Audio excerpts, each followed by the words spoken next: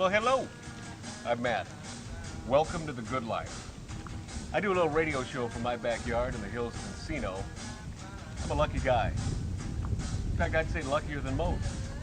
I have lots of friends that I like to call stars.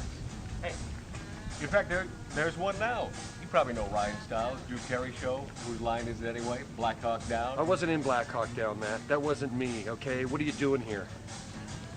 The gate was actually open. I thought I'd take a little jacuzzi-roo. I got company coming over, okay? People that matter, okay? Get up, go.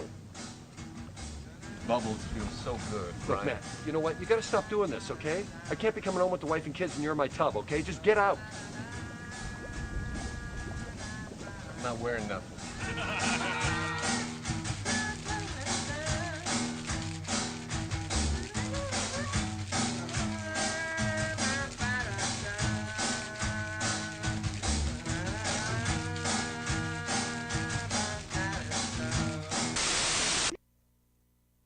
Doohickey, you know, the doohickey that rolls. Hi, this is Meatloaf. Okay, kids, you know what time it is? You know what time it is? It's Outlaw Radio time! The most imitated radio station in the nation. I'm through with standing in line for some fun to begin, but I found a good thing leaving me with a grin. It's time for Outlaw Radio to begin. You have the great Billy Gibbons here? Yeah. It's very cool. He just passed out. Oh, Yeah. Hey, that didn't sound too bad. Huh? Had to lighten them up loud. Oh, man. We're here with Matt. Oh, yeah. Had to lighten them. Oh, little Outlaw Radio. We're here with Matt. And he's not fat. We got all his guys and girls in the house. Let me tell you, that's where it's at. And that's, ladies and gentlemen, Matt Allen. Pass me a gallon.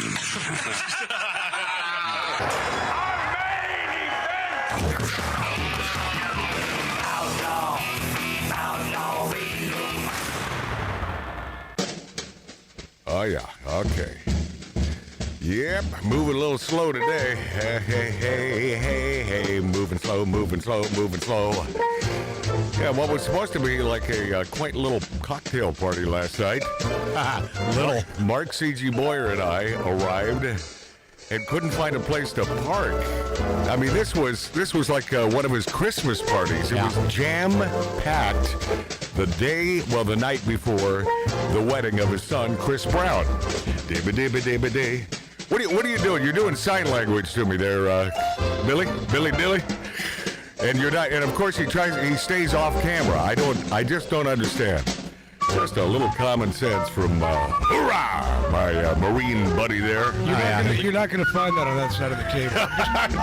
No common sense. No, not on that side of the table. All right. Well, that's a dirty, rotten shame. It really is. Of course, he could be moving over into the camera. By the way, you can watch us on YouTube, Magic Matt's Outlaw Radio. You have to punch it in just exactly that way. And on Rumble.com. Thank you for being there. You're kind of in there now. Yeah, I'll tell you what. I thought that we'd get out of there early. How late was it, Mark? Because I had a few rum drinks, and I have no idea, no perception of time. I got home 12:30. You got home at 12:30? Okay, so, and then... Well, when you walked in, I stay up late, of course, on the weekends, Yeah. but I was outside just doing my typical on Right. YouTube and whatever. And it was like you were like a pinball in a pinball machine. Oh. Pumping in. I'm going, Oh, it was not good. And I said, no, you were pretty... And then I nailed my toe, and I think I broke my toe. It's all black. Oh, Nice, yeah. nice. So I'm not wearing shoes today, and I'm That must have been a tequila night. The wedding is today, and so I'm thinking about going Flip-flops? sans shoes. I think that'd be a good look. Nice blazer, nice dress pants, Right. and no footwear. Did you get the steak or the fish? I got a steak. I got the steak. Can't do the fish. You saw what happened on airplane. Oh, yeah. I'm afraid of the fish. Yeah. So that should be a good one. Big show today on Magic Matt's Outlaw Radio on the greatest radio stations throughout the nation, and of course on YouTube and on Rumble. Yeah, a lot of... it was a tropical-themed party last night, which means... much ado about rum. A lot of rum drinks. And then, of course, I mixed it with an old-fashioned. That's always smart. Oh, yeah. Yeah, so I'm not feeling great today. And who do I have to blame? Well, that'd be me. Yeah, that would be no one to blame but my own self. Maybe a little Lori Downey Jr. Yeah, well, yeah. Did she keep me there? Yep. Yeah, you saw when I was leaving. Yeah. I kept walking and she kept talking, and I'm like, I kept turning around. I'm like, she just There's didn't one want thing me. she can do. She can talk. Oh, She can keep you there. Like, Oh, yeah, she can. She has some riveting conversation, and I was going to ask because Adam's a young kid, so yeah, he's 24 years any, old. like hot like friend's girl, not as but just because. No, there was some boobalicious Like, last you night. know, Oh, we got into little it. grass skirts. Hey, wait, Oh, yeah. Hey, what started? And I'll get to some pertinent info here, including Ben Stiller being extra annoying. This guy is a piece of His crap. dad was such a wonderful man. Oh, his and mother. We interviewed him. His mother Yes. was a beautiful person. We knew both those people. How did he turn out to be such a nimrod? He is. Guy's a nimrod. I'll get to that. Plus, Jack Black's new movie. Oh, yeah. Dismal opening. $10 million. Ooh.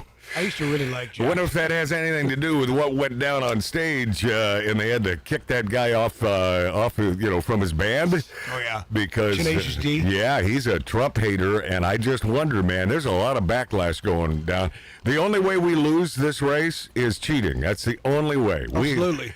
And I hate to be so optimistic about it because we obviously, if you don't vote, we can lose. So you must vote. You must vote and vote the right way. Get your ass We know that our Wisconsinites are going to do it the right way this time.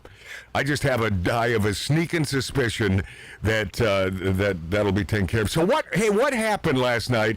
Lori and I are sitting there, and this chick comes traipsing in out of nowhere, never met her before, sat down in front of us. Decent looking. Yeah, right. Decent looking. Yeah. And Maybe a little above decent. What age group? 40. Yeah, 44. All right, appropriate. But what started the fracas? So for some reason, she sat down and just started talking to you guys. Right. And went on, you got, cordial, where do you live, blah, blah, blah. And then, here, I want to show you what I wrote today. Yeah. So she went to her phone. A song? No. It was almost like an entry in a journal. Yeah. It was almost like, and what started it was. Do you remember what it was she wrote? It was. I remember exactly what it was. No kidding. Okay. Because I wasn't as winded as you. Right. She went on about California and how people are gracious in California. Right. And help yourself to anything you want. Yeah. So I proceeded to go into the kitchen and open the truffles and open this and open all the most expensive stuff. Right. But it was just shenanigans. Like, it was a run-on. Like, why? Why? And she's talking about the nice people of California. Well, not on the coast. Not on the coast. They're the ones who vote the wrong way. Right. They are a-holes. And she's talking about this because she moved to Nashville or Kentucky or something. Northern Nashville. Yeah, northern Nashville. Tennessee. Yeah. And I said, where did this take place? And she didn't understand the question. She's talking about going into the pantry, grabbing the most expensive food items. I said, where did this? And she looked at me like a deer-cut hen. I said, where did it? This is odd. She said, and now all of a sudden she's wanting to fight. Yeah, she not really. It was more. Like she's a lefty, though. Well, Lori gave her "If Looks Could Kill." Oh, it was just that instant. And then Lori all of Downey a sudden, Jr. can do that. Yeah, all of a sudden she kind of shriveled up, and She then boom. sounds like a whack job. Yeah. Oh, totally. She came totally. over drinking water with cherries in it. She admitted that she That had a doesn't lot matter. to You drink. still be a whack. Yeah, I'm telling you, she admitted that she had a lot to drink, so alcohol had a lot to do with it. she's a wackadoo. But she was definitely out there. Yeah. So We ruined my chances with her. So I was. Hey, by the You way, had no chance. Hey, Oh, stop it. Dave, I was thinking the same thing. I knew that. Yes, I know knew you that. did. I know Because you I know Dave was over there thinking, I could nail this. Oh, he was sniffing around. No, I knew that, and I was I felt bad about it, but it happened because she's such a nutbag. Yeah, and then So she then storms off. Well, before looking around to Chris, do you know these people? And blah blah blah. And what the hell? Who are these people? Well, first she said, said, she asked me, Yeah. do you know anyone here? I said, I know a couple people. She said, no, I just drove by and there's a lot of cars. I know a couple people. And then then she was just pissed. She got up and stormed off and went back to the bar area in the backyard of Chris Brown's house. Yeah.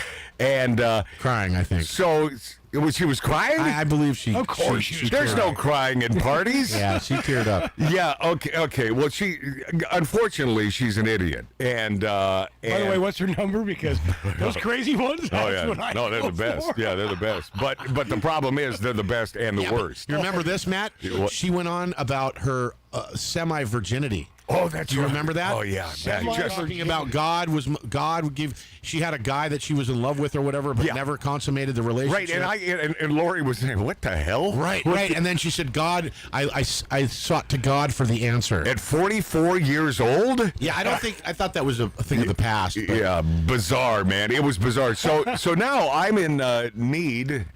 Is that really the word? I don't think so. I want another cocktail, so I have to saunter over to the bar where she is. I'm not going over there because she's there. I'm going over because I would like another cocktail. And so I walk in, and she then, all of a sudden, she says, stay away from me. And she puts her hands up. Oh, God. And I simply said, shut the F up, but I didn't say F. I simply said, shut the F up, and went on with my business. I thought the bartender was gone, so I was heading back in the bar, and he was still there. He said, no, I make whatever you want. So I made whatever, and I walked. So I came back and I explained to Lori what just happened. She said, "Oh, I got to go get a drink." Oh yeah, you know. This is right after I left. Oh, Lori loves a little tumult, so she went over there, and I guess they got into it some more. And so, this is one of those things where I'm sure it's the talk of the party now, because it turns out, I guess this gal is really good friends with the Justice. With Justice, who is the Bride. Yeah, I was thinking groom. I don't know why, but yeah, she's the bride. I'm here for you. Her name is Justice? Yeah, her name. It's sort of a cool name. I think she's a cool chick. I hope this wedding works out. Yeah. I really do. I took Adam aside Because I love Adam. I said, Adam, are you going to cry because your life is over? Oh no! Oh jeez. That's like Vince Vaughn in those movies. I go, dude, you're so young, man. It's just 24 years old. But and Chris is ultra sane, and he's a great dad. So that he had many discussions with him about this. Oh, yeah. She probably that loony probably went up to Chris Brown and probably tried to have you guys thrown out. Well, what I was thinking is we're going to have to run into her at the wedding today. Oh yeah. How's that going to work out? By the way, get a number this time. For me. As I'm going to do her in the coat room. I don't want the number. As serendipity happens, Lori and I will probably be seated right next to her. Oh, yeah. Yeah. Can you? I already know that you won't. Oh, is that right? Yes. Oh, okay. I know who's at our table. Well, I'll tell you what, man. It was, it was a great party. It was a great party, but wow, too much rum. That guy, man, is such a gracious host. The whole family. Chris Brown. Yes. Oh yeah, the Brown. And then, he's got a wedding of 230 some odd people today, and has a party with 150 people last night. And he pays for everything. He pays for everything. Well, I hope he can afford it. He is an incredible human being. Yeah, he can afford it, and he is. Yeah, God love him. And guess what? He ain't a woke lefty. How about that? He's on the team. Yeah, he's on the Team America is what he's on. Good news is, though, Matt, this wedding is about 5 minutes from here. That is the good news. I got to tell you, man. That's I mean, if it weren't so hot, I could walk there. Oh, absolutely. It's that close. So that's nice. 2 astronauts. I don't know if you heard about this, but yes. two astronauts have been stranded in space for 41 days, longer than their planned mission because their Boeing-built ride home is full of leaks. I miss the old days when Boeing's DEI hires only endangered lives on Earth. Don't you? I miss that. And Ben Stiller, after pledging $150,000 to Kamala Harris, he says, "I wish I was black." I saw this piece. I saw it. I'm watching that, and it is such a butt cringer. I had the same response. I wish I was black. Yeah. And he says every white Jewish guy wishes he was black. Yep. And I did say to myself, I go, your dad would be spinning. Well, you know what that is? It's the ultimate in liberalism. Yeah. It is the ultimate in guilt, in white guilt. And Ben Stiller is one dumb ass. So he gives 150 grand to this Kamalatoe, who, by the way, you better hope she is not president, because we're screwed. I mean, honest to God, we are 100% screwed. Yeah. But it was a Zoom call, and he told his viewers they should vote for Harris in part because she is Indian and black. Yes. And would be the first woman president.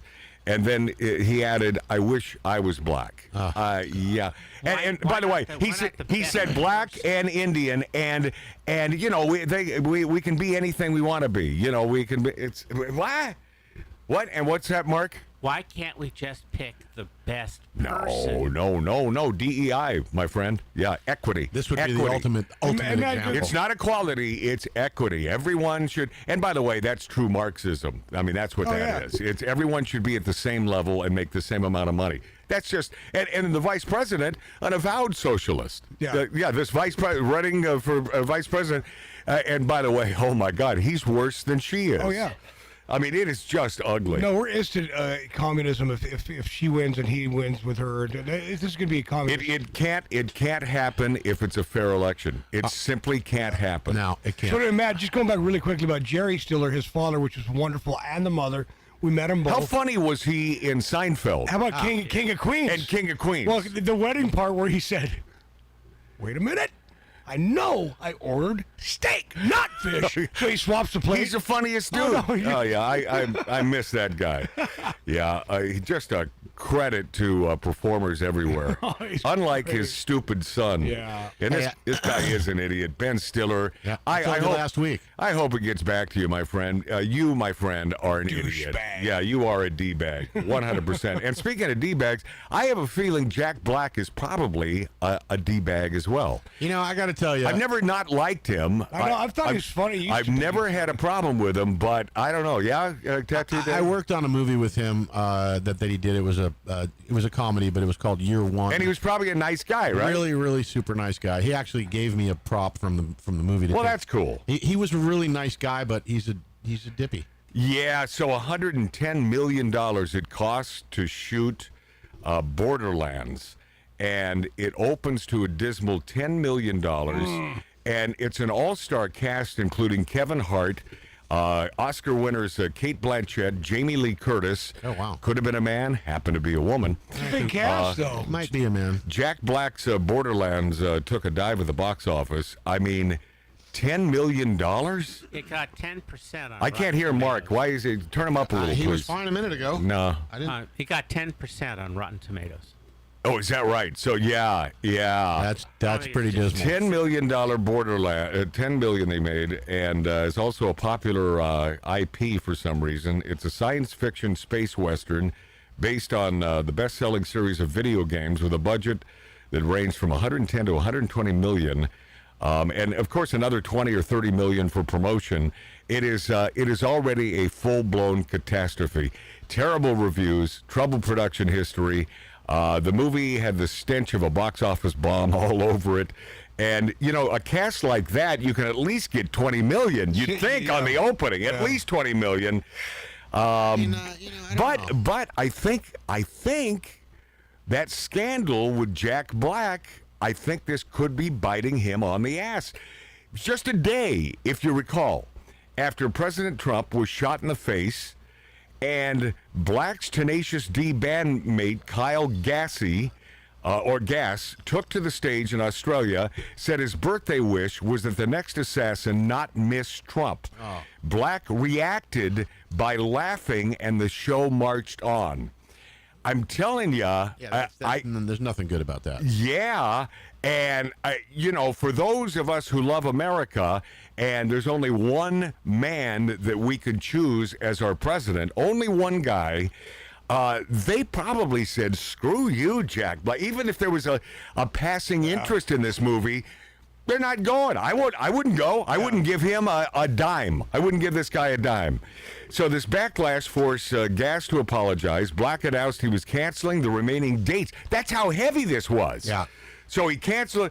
Elsewhere at the box office, non-woke movies made for normal people continue to make a fortune. Third weekend, Deadpool and Wolverine is expected to remain at number one with a $53 million haul, which will put it close to $500 million domestically and $1 billion worldwide. So they're kicking butt because I guess it's a good movie. Supposed to be pretty good. Yeah, and of course the whining about Deadpool's gay jokes, which I bet are probably hilarious. Probably. And I'll tell you what, the gay guys, and I know a few who happen to be conservatives, they'd probably get a kick out of it. Yeah. They probably would think it's funny. Yeah, it's the woke. Yeah, because they're not that sensitive to stupidity. I mean, they're not. Stop it. Yeah, don't offend me. Number two is a nice and normal women's picture starring Blake Lively. How gorgeous is she? Wife to Deadpool star Ryan Reynolds. Boy, they're both kicking ass. Yeah. How about that, Yeah. huh? Well, Ryan Reynolds is well liked. Based on a mega-selling novel, it ends with Us, and that's expected to open around $40 million. Two other normal people movies, Twisters and Despicable Me 4, will take third and fourth place in weekend 4. Twisters will earn about $15.4 million, which puts its domestic total at $223 million. Pretty great. It was a great movie. We saw it. Yeah, You it saw is the new good. one? Yeah, Mark and I went and saw it. It was fantastic. Is Helen Hunt Good. in it? No. Helen Hunt's not in it. No. No, Well, that's she was in the first one. Yeah, that's another Twister. Yeah. I thought they might have brought her back. Nope. That's Yeah. funny that they didn't bring her back. Sometimes they do bring back the same people, right, Mark? Is this really Wow. is this based on the first movie though? It is similar, but no. Well, Okay. they did pay. It's called homage Twisters. to, Well, I have a question. Is Helen Hunt in Yeah, it? is she in that? Is she? Because no. I'll tell you what, she's got a hot body, and the face is just kind of missed her a little bit. But Well, she's like a girl next door. I shouldn't have said that because she reminds me of my ex. They look a lot alike. Yeah. Well, then be happy that you're no longer Oh boy, because you know. co-joined. Dave, who was the star of the original? It was Bill Paxton. Right, they paid homage to him in Yes. the new movie. Yes, they did. Oh, Like I said, similar, but not really based on it. Didn't Paxton die? He's dead, right? Yes. Oh, yeah. He turned out to be a big woke, creepy guy as well. But so many of these Hollywood types, they're all the same. Man, I know you're thinking one thing was Helen Hunt in. I wonder because it is called Twisters. Mark, is Helen Hunt in this movie? I didn't see her. You didn't see her in there, but she could have been. She Maybe could have been. maybe manning a camera or something. She Yeah. may have been one of the animals floating in the tornado. All right. So she might Yeah, have just blown take her by. too far. yeah. So it wasn't. So this was not politically correct. This movie in any way, right? No. Okay, that's cool. No, it was no. So it's two letters. Oh, this was the best. Vice President Kamala Harris breaks down artificial intelligence. Did you anyone see this? And I don't know how old this is, if this is new, but man, this is the best. This woman has infinite wisdom. She is. Why do you think Trump's out there, talking to reporters for over an hour, and because I believe he's trying to show you the stark difference between the two folks in which you can cast your vote. It's like, here I am, I'm talking to you. She's the vice stinking president, hasn't done one presser in weeks. Not in weeks. And the last press conference that Kamalatoe was involved in was, I believe, in Australia. Yeah. So not one here in America. Isn't that incredible? But it's two letters. Oh, yeah, Mark? The liberal media Yeah. has been hounding, why isn't Trump campaighting? Oh, yeah. And I'm thinking. He it's did funny Because they had a campaign. terrorists. They both don't had one have at the same time. Yeah. What is that? Because they're just trying to. They're all. It is such a convoluted mess, and we have an entire media on the side of these socialist commie bastards. But just remember, it's two letters. Vice President Kamala Harris breaks it down, and she breaks down artificial intelligence. She also. Oh, by the way, I'm going to play you that cut. Well, probably in just a second. Well, you didn't give me. We're going to break. No. I understand that. But she also says bread costs more, milk costs more. We have to understand what that means. I'll tell you what that means, Kamalatoe. It means you're a kook. Yeah, that's what that complete. means. You are a kook because There's nothing substantial in anything she says, just the opposite. So I'm going to play that cut, plus a Kamalatoe impressionist who is off the hook, and I will play. I'll play this broad for you next. Plus, Kamala, this just hit. Kamala Harris promises amnesty for millions of illegal aliens and nationwide mail-in voting. See, they can't win unless they cheat. Right. Hey, is that who you want to vote for? Right. Wait, what about all this talk of democracy? Right. What a crock of crap. We'll be this after back on Magic Matt's Outlaw Radio on YouTube, on Rumble, and of course, the finest radio stations in America. Thank you for being there.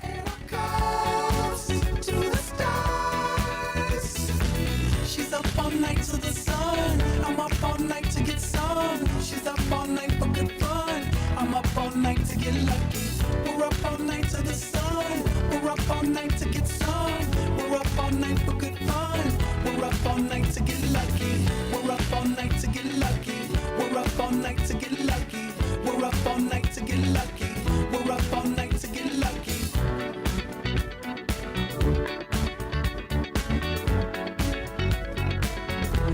The present has no ribbon. Your gift keeps on giving. What is this I'm feeling? If you wanna leave, I'm with it. We've come too far to give up who we are. So let's raise the bar and our cups to the stars. She's up all night to the sun. I'm up all night to get some. She's up all night for good fun. I'm up all night to get lucky. We're up all night to the sun. We're up all night to get some. We're up all Ladies and gentlemen, you're listening to Outlaw Radio. The staccato hoofbeats of a golden palomino, carrying a man who fights wherever justice needs a champion. Magic Matt Allen. All right, my friends. Okay, my friendlies, thank you for being there, and thank you for watching Magic Matt's Outlaw Radio on YouTube, on Rumble, and listening to us on the finest radio stations throughout the country.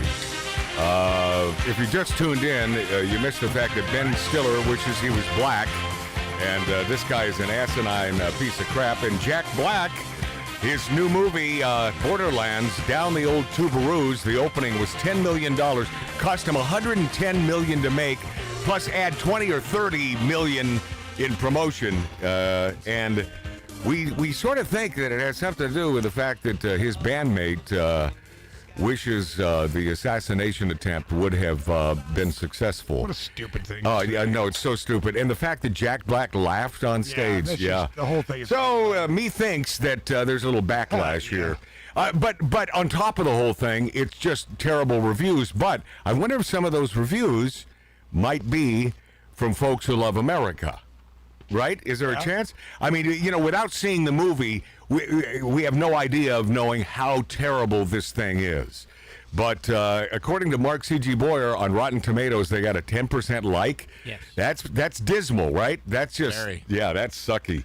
It's two letters, my friends, and it's Vice President Kamala Harris, and boy, did I get a kick out of this one. This is 882, because I didn't print up a separate sheet for you there, No, you did Tattoo not. Dave. So I'm winging it. Here we go, 882, and it's Kamala AI. And please, I hope you enjoy this. It's a quickie, but I hope you enjoy this as much as I did. Here we go.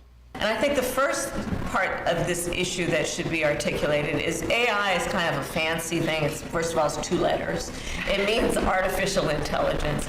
But ultimately Hold on, what it is it's about... Stop. We'll start from the beginning, but I'm watching Mark's... Look, Mark's hand is on his forehead, and you're thinking... Oh, God, my fellow Jewish brethren, how can you even think about voting for this stupidity, right? Yeah, it's sick. I don't know if you saw it, Matt. Steve Abbott sent me a picture. It's a picture of Kamalatoe. Yeah. pay more, live worse. It's just perfect. That's perfect. It's perfect. Yeah, well, that's got to be their Sums it slogan. up. Yeah, pay more, live worse. Well, that's where we are for the last 3.5 years. That's exactly where we are. Okay, so it's a quickie, but please do me a favor and enjoy the luscious wordsmith known as Kamalatoe. And I think the first part of this issue that should be articulated is AI is kind of a fancy thing. It's, first of all, it's 2 letters. 2 letters. It means artificial intelligence. But ultimately what it is it's about machine learning. And so the machine is taught. And part of the issue here is what information is going into the machine that will then determine, and we can predict then, if we think about what information is going in, what then will be produced in terms of decisions and opinions that may be made through that process. Hell. What? No, I mean, it really just gets your brain like. That is the complete opposite of Bart Costco. No. Here's what I wanted. Here's what I really wanted to do. I wanted to get old Bart on the phone today. Bart Costco, by the way, a friend of Magic Matt's Outlaw Radio and an aficionado when it comes to AI. This guy's one of the smartest guys ever. So at some point, maybe we'll do it next week. Oh, you'd have her crying. I want to get him on the phone and then play that piece and ask Bart if that sort of sums it up. You know, is she spot on? Yeah. Because this broad could be the dumbest broad on the planet. You know, black, white, Indian, it doesn't matter. Like, we give an S about the color of their skin, not in any way, shape, or form. We just simply want someone who can run the country well, where we don't have to pay $10 for a dozen eggs and $7 a gallon for gas. Someone like Donald Trump.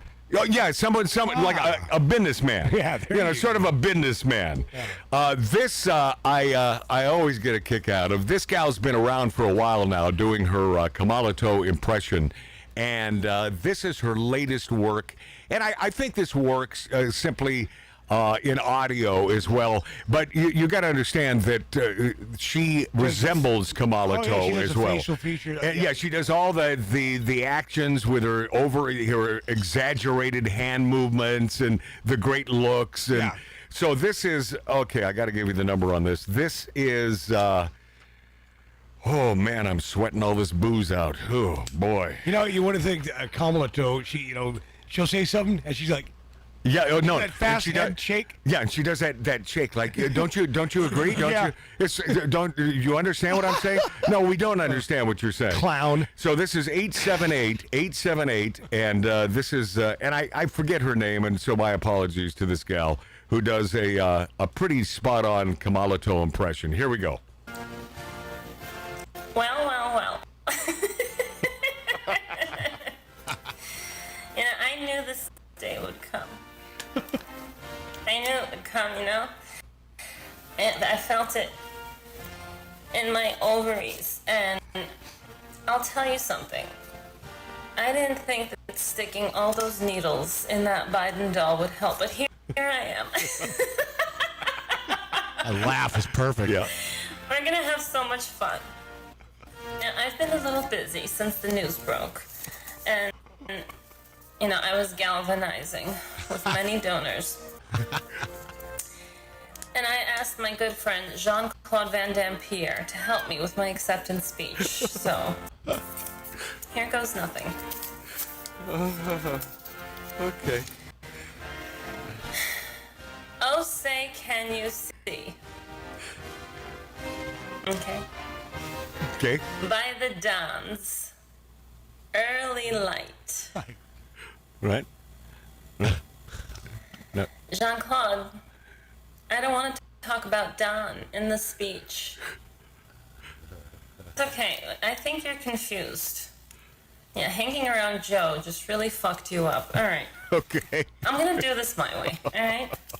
I got this far. I got this far. She has a point. Okay. America. And Willie. Get ready. Get ready. Because it is time Yep. to unburden what has been. That's beautiful.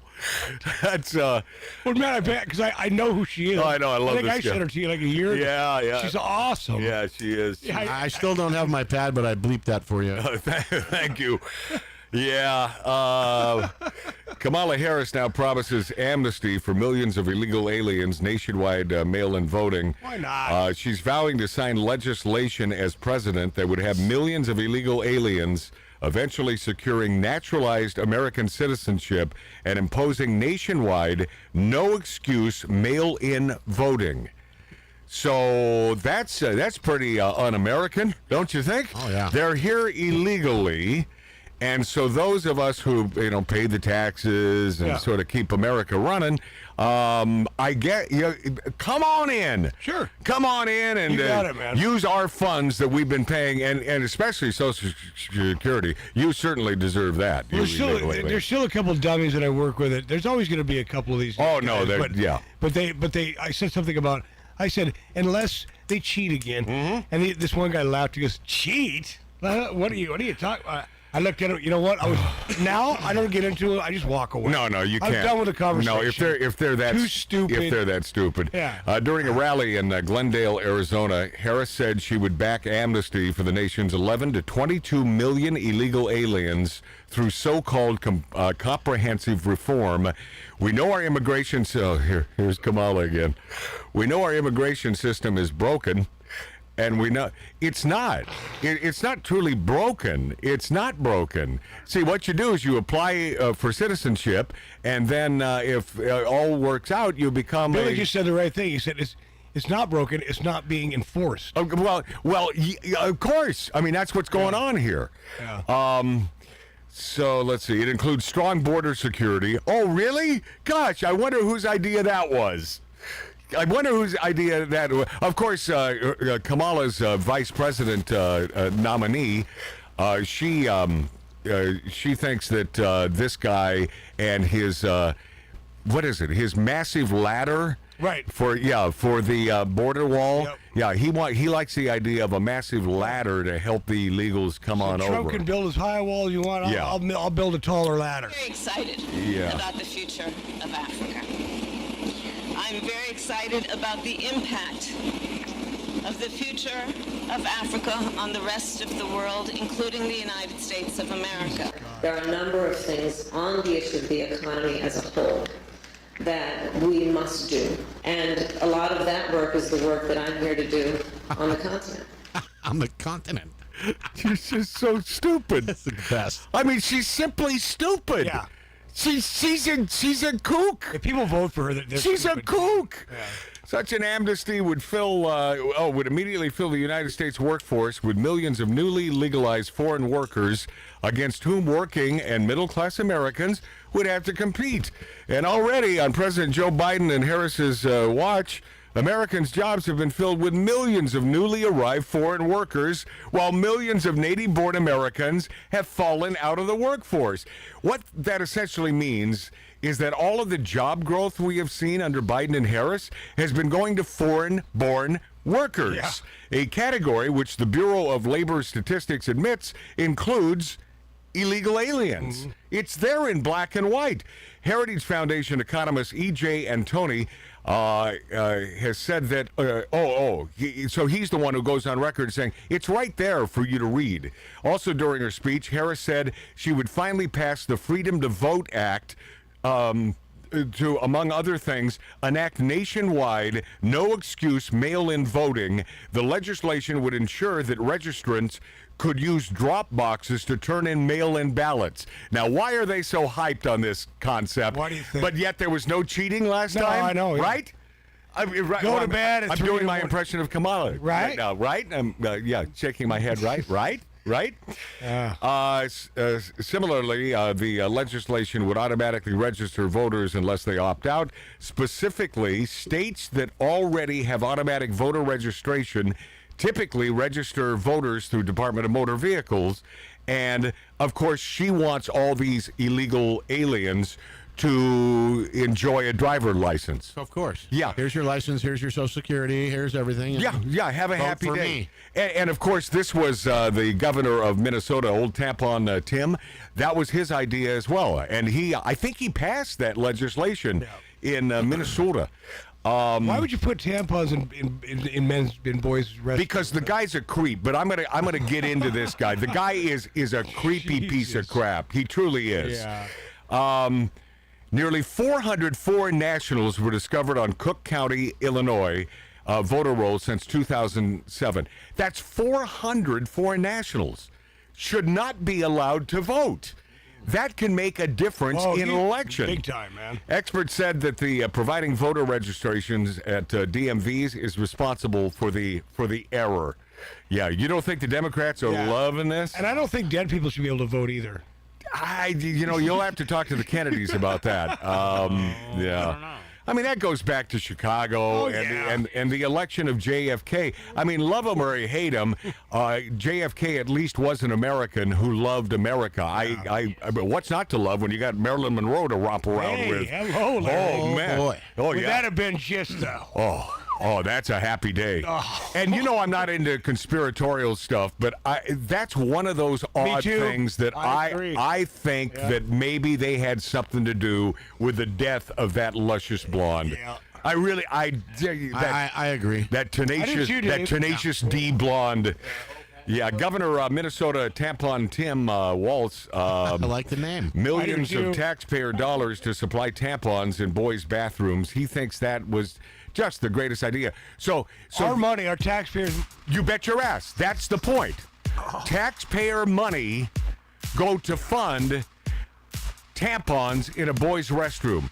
I think this guy is creepy.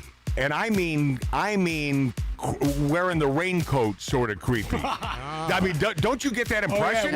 Wearing human skin? This guy is icky. I think he drives a van with one round window. You bet your ass, man. Okay, when we return, I'll get to more Tim. Oh, and we have one of the greatest directors living today next hour. You're going to love this guy. He is all about personal freedom. He's all about liberty. He's all about America. And a lot to get to, including Disney star Bette Midler says it was the corrupt news media secretly helping Trump win by airing the Mar-a-Lago press conference. As though they're on our side? Wow. Oh, these people are nuts. We'll be this after back on Magic Matt's Outlaw Radio.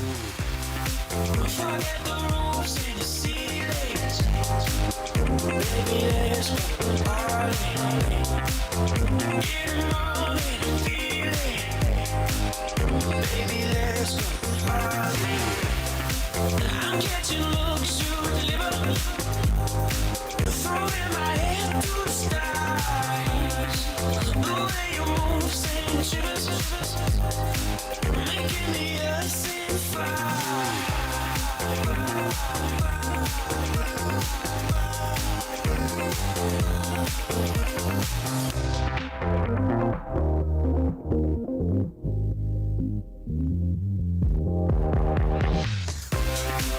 Don't need the rules, we will keep it. Baby, let's go party. You got me hooked, just keep breathing. Baby, let's go party. I'm catching looks to deliver. Throwing my head to the stars. The way you move sends shivers, making the earth sing fire.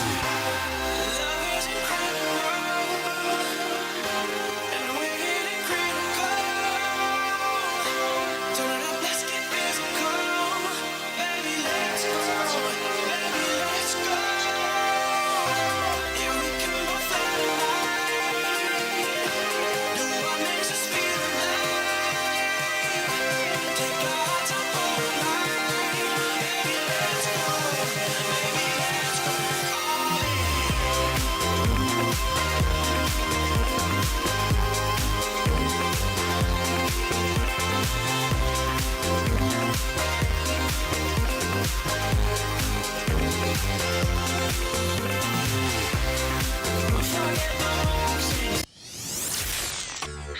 stars, would-be stars, wannabes, and people who just want to hear themselves talk. The demons of decadence, smoking, drinking, and interrupting. Live from an 1876 Virginia City, Nevada-style bar, this is Magic Matt Allen, Outlaw Radio.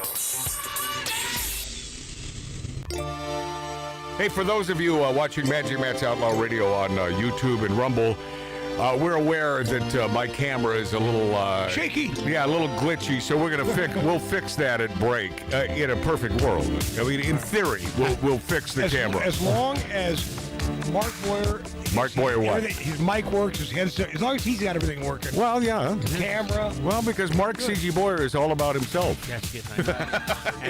Who does Mark care about? He cares about Mark C.G. Boyer. Why are you guys always picking on Mark? Governor of Minnesota, Tampon Tim, of course, spent millions of taxpayer dollars to supply tampons in boys' bathrooms. How much does a tampon cost? Well, I don't know. Yeah, yeah. Someone got rich there. Yeah. And illegal aliens should receive a driver license. That's also Tampon Tim.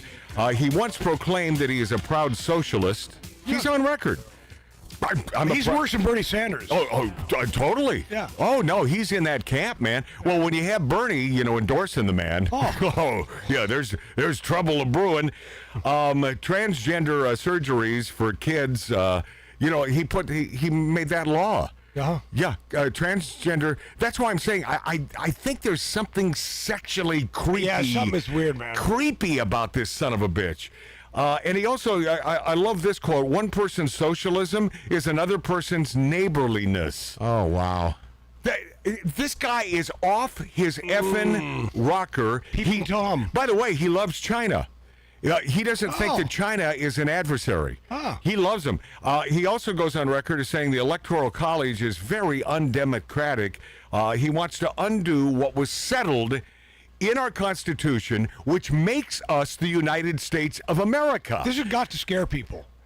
Well, those with just a touch of gray matter, yeah. It's got to, yeah. I mean, if she gets elected, the Constitution as we know is gone. No, it's completely gone. You might as well just take your guns and hand them in. Melt them. Just melt them, yeah. Yeah, because that's what she wants, Believe me, no guns, and let's make it a safe place. Because it was a gun-free zone, I believe, at that rally where Trump was shot. Science even said it. Yeah, it was gun-free. Yeah, I believe you're right. Yeah, that works. So he loves China. He thinks the Electoral College is ridiculous. And of course, he's described as a moderate centrist by the mainstream media. How is that even possible? I heard that. Oh, no, all of them. Because I'll tell you why. Because they've been giving their talking points from the Democratic Party. And so all of these quote-unquote journalists, they just read what they're told to read. And they're all lockstep. And they're pieces of effing crap is what they are. But a moderate centrist? This guy? This creepy son of a bitch? Now, he could be a staunch moderate. Yeah, he's a weirdo, man. This guy is a weirdo, and thinks he's a pervert. And I have nothing to prove that. Just those few things that you kind of adds up a little bit. I'm telling you, I think he's a stinking pervert, man. And on top of it, stolen valor? Yeah. I mean, for those of you Democrats who served our country, how can you even think about voting for this guy? But I will tell you this. I hope that a week from now, or whenever if you're not watching us live on YouTube or on Rumble, Magic Matt's Outlaw Radio, I hope that he is still the vice president nominee, because these people on the left have absolutely no shame, and they would switch this guy out so quickly it'll make your head spin. And then we'll get Shapiro in there, and instead of us having a 99% chance of winning, we will probably have a 90% chance. I prefer a 99% chance. This was a gift. This guy was a gift, but I'm telling you, don't count it out that they may switch this guy out, because they don't care how it looks. They don't care about the optics anymore. No, they're all about power. We'll be this after back. One of the greatest directors next on Magic Matt's Outlaw Radio. On the street, I was talking to a man. He said there's so much, but there's nothing, man, that I don't understand. You shouldn't worry, I said that ain't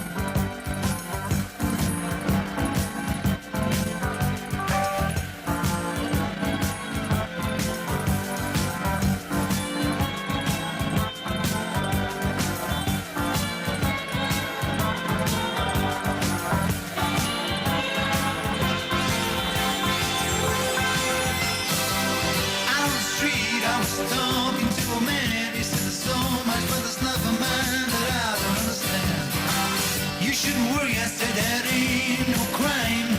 'Cause if you get it wrong, you'll get it right next time.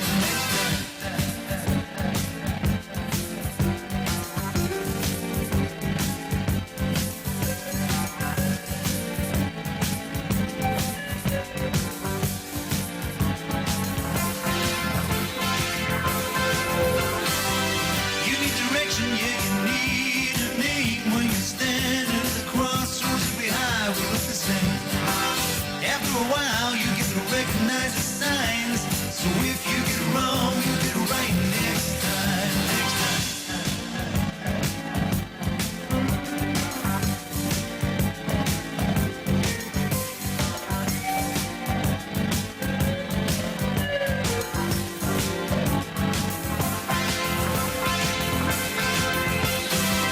Life is a liar, yeah, life is a cheat. It'll lead you on, pull the ground from underneath your feet. No use complaining, don't you worry, don't you whine.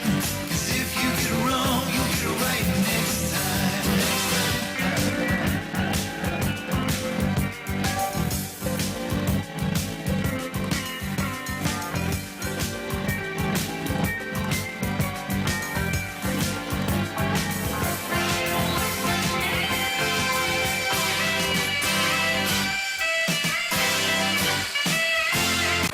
Doohickey, you know, the doohickey that rolls. Hi, this is Meatloaf. Okay, kids, you know what time it is?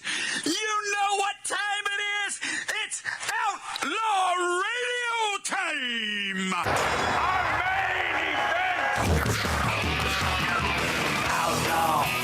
Outlaw Radio. Hi, this is Sean Young on Outlaw Radio. Hey, this is Shelley Berman on Outlaw Radio. Listen, come on, listen to me or listen to Matt. If you like being bored, it's great for you. It's Robert Hayes. I'm here on Outlaw Radio with Magic Matt, a.k.a. The Weasel. We are here to drink. We're here to smoke. We're here to interrupt. You may drink. You may smoke. You may interrupt, but I'm here to... Live from the Lighten Up Lounge, this is Dom DeLuise saying, this is Outlaw Radio. Hi, this is Chuck Woolery at Lighten Up Lounge on Outlaw Radio.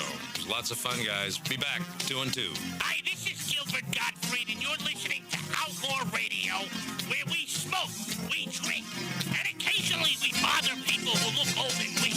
Hi, this is Rick Dees with Magic Matt, a.k.a. Mr. Cigar, in the Lighten Up Lounge. We drink, we smoke, we interrupt. Oh, yeah. Boy, do we love our Wisconsinites, man. We love our Wisconsinites. They are top of the heap when it comes to just people in general. Yeah, Mark? Beth and Tony.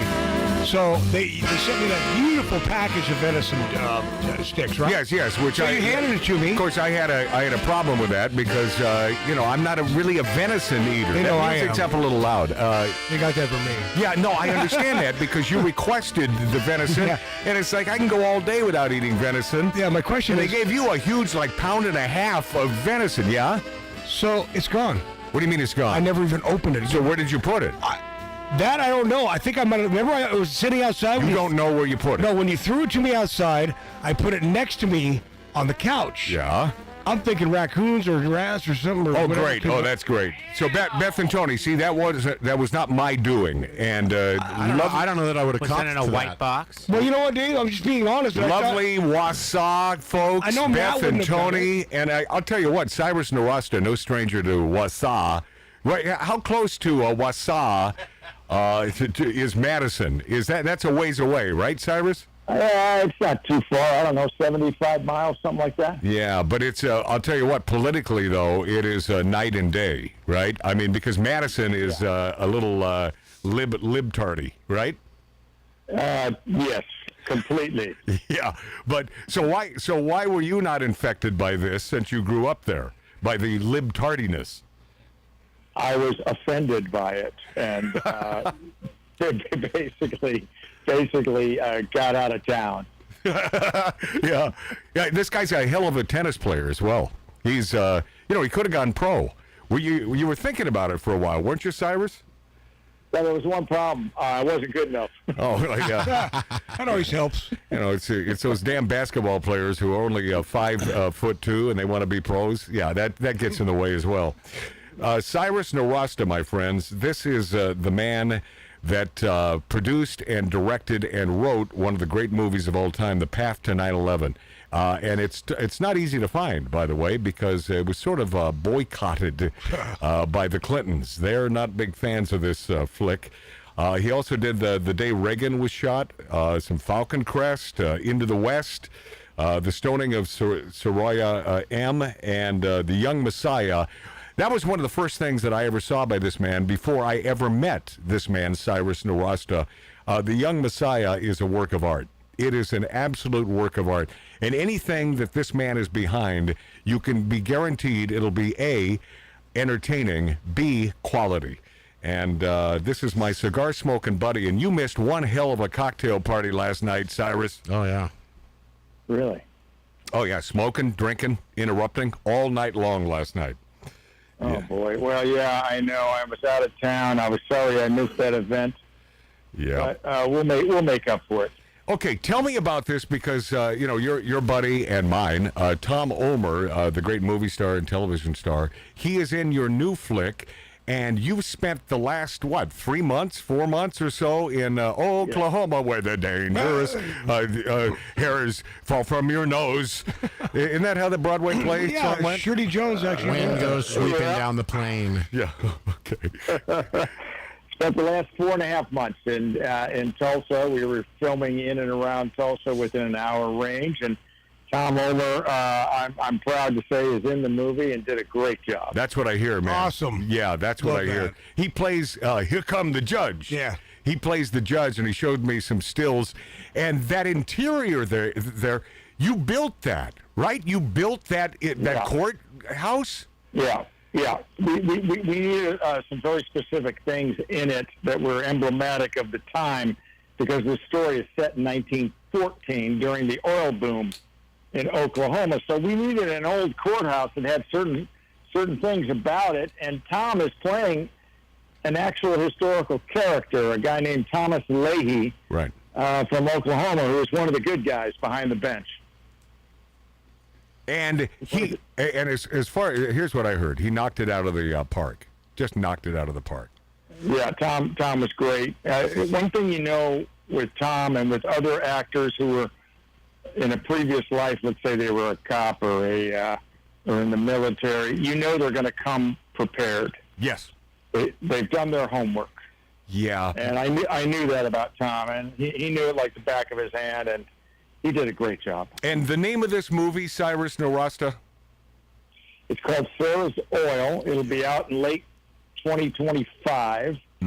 Amazon MGM. And it's a movie based on a true story. Yeah. And I guess a young black gal, she owned property. And then Big Bad Whitey... Well, she didn't know that it had oil. No, she didn't. But Right. Big Bad Whitey a-holes wanted to take that property from her. Well, they gave her the property. Yeah, they gave her the property. Then they wanted to rescind that because they discovered there was a... And there was a fight, Cyrus? Well, this was going on a lot where people were getting property through the state by federal decree, and usually it was useless land. Okay, it was just grassy plains or hard-scrabbled dirt, and whether they were black, white, Native American, all of a sudden people started discovering oil on some of this land. And when they started discovering oil on the land, it's amazing how people suddenly either disappeared or there were huge battles over these properties. And this is an 11-year-old black girl, and she tells her father wants to sell the land because he thinks it's useless. And, she says, hey, I want to hold on to it. It's mine. Well, she turned out to be a millionaire. Whoa. As a result. Love that. And did a lot of good, right? Bought schools and from Tom. This is obviously from Tom, but yeah, did a lot of good with that money. No, yeah, she's an amazing person, amazing character. This is a very little-known historical, episode. And what I like about this story is that people of all different, shall we say, races, creeds, cultures, kind of came together and did the right thing. And Tom Omer plays one of those people, a judge at the time. And, and this is what we forget from a lot of these stories, is that people stepped up, no matter what color they were, and did the right thing. And, that's what the movie's about. The movie's about an underdog, and we all love those. It's also about property rights. It's about entrepreneurship. It's about, the great American dream. Yeah. How does a Cyrus Nowrasteh come across such cool material? Because all of your movies, I don't know of anyone else who could have directed these or said, this is for me, and put your stamp of approval, put your stamp of Cyrus Nowrasteh-ism on a flick. Do they come to you knowing that you're a guy who I guess it's certainly not in the shadows. You are certainly a conservative and on the right. Has that not hurt some of your possible success in the business? Well, I think I'm looked at as swinging both ways. Oh, boy. Good. I'm also a libertarian, and it's just like, look, for me, most important thing is the story. Yeah. And usually I develop things on my own or write with Betsy, and we develop it so that we own it. And when you own it, that gives you the leverage, and you can step out there and try and find a home for it and set it up. Yeah, Betsy is his beautiful and I met both these exceedingly people. talented wife. Yeah. Just around the house I met these people. Yeah, this is a couple you want to spend some time with and have a cocktail or two and a cigar or four. We've missed you the past couple of months there, Rasta. Yeah. Are you calling him Rasta? I think so. Rastafari? Is Cyrus Rastafarian? Nowrasteh. One thing Tom Omer did tell us is the exterior shots through the town. They actually brought dirt in and covered the asphalt. Yeah, that was surprising. I mean, where do you come up with a budget for this? Because you're not known to work on $50 to $100 million projects. Well, yeah, this was done. We had a little bit more. We didn't have that much money, but we had a little bit more. And you got to be true to the period. Yeah. So we're recreating towns of that time, and this is the frontier. Yeah. This is Oklahoma, and all of a sudden everybody's showing up here from all over the country and all over the world because oil is being drilled out of the ground. Right. And these towns had dirt streets. Yeah. Yeah. You know? What a pain in the ass, though. I mean, you had to clean that stuff up after the shoot, right? We hire people for that. So you did. So you weren't involved in the shoveling? No, sir. No, sir. Yeah. He had a big snow shovel out there. That's why we have a million different departments. That's why. See, Cyrus Nowrasteh is that's for the peasants. Hello.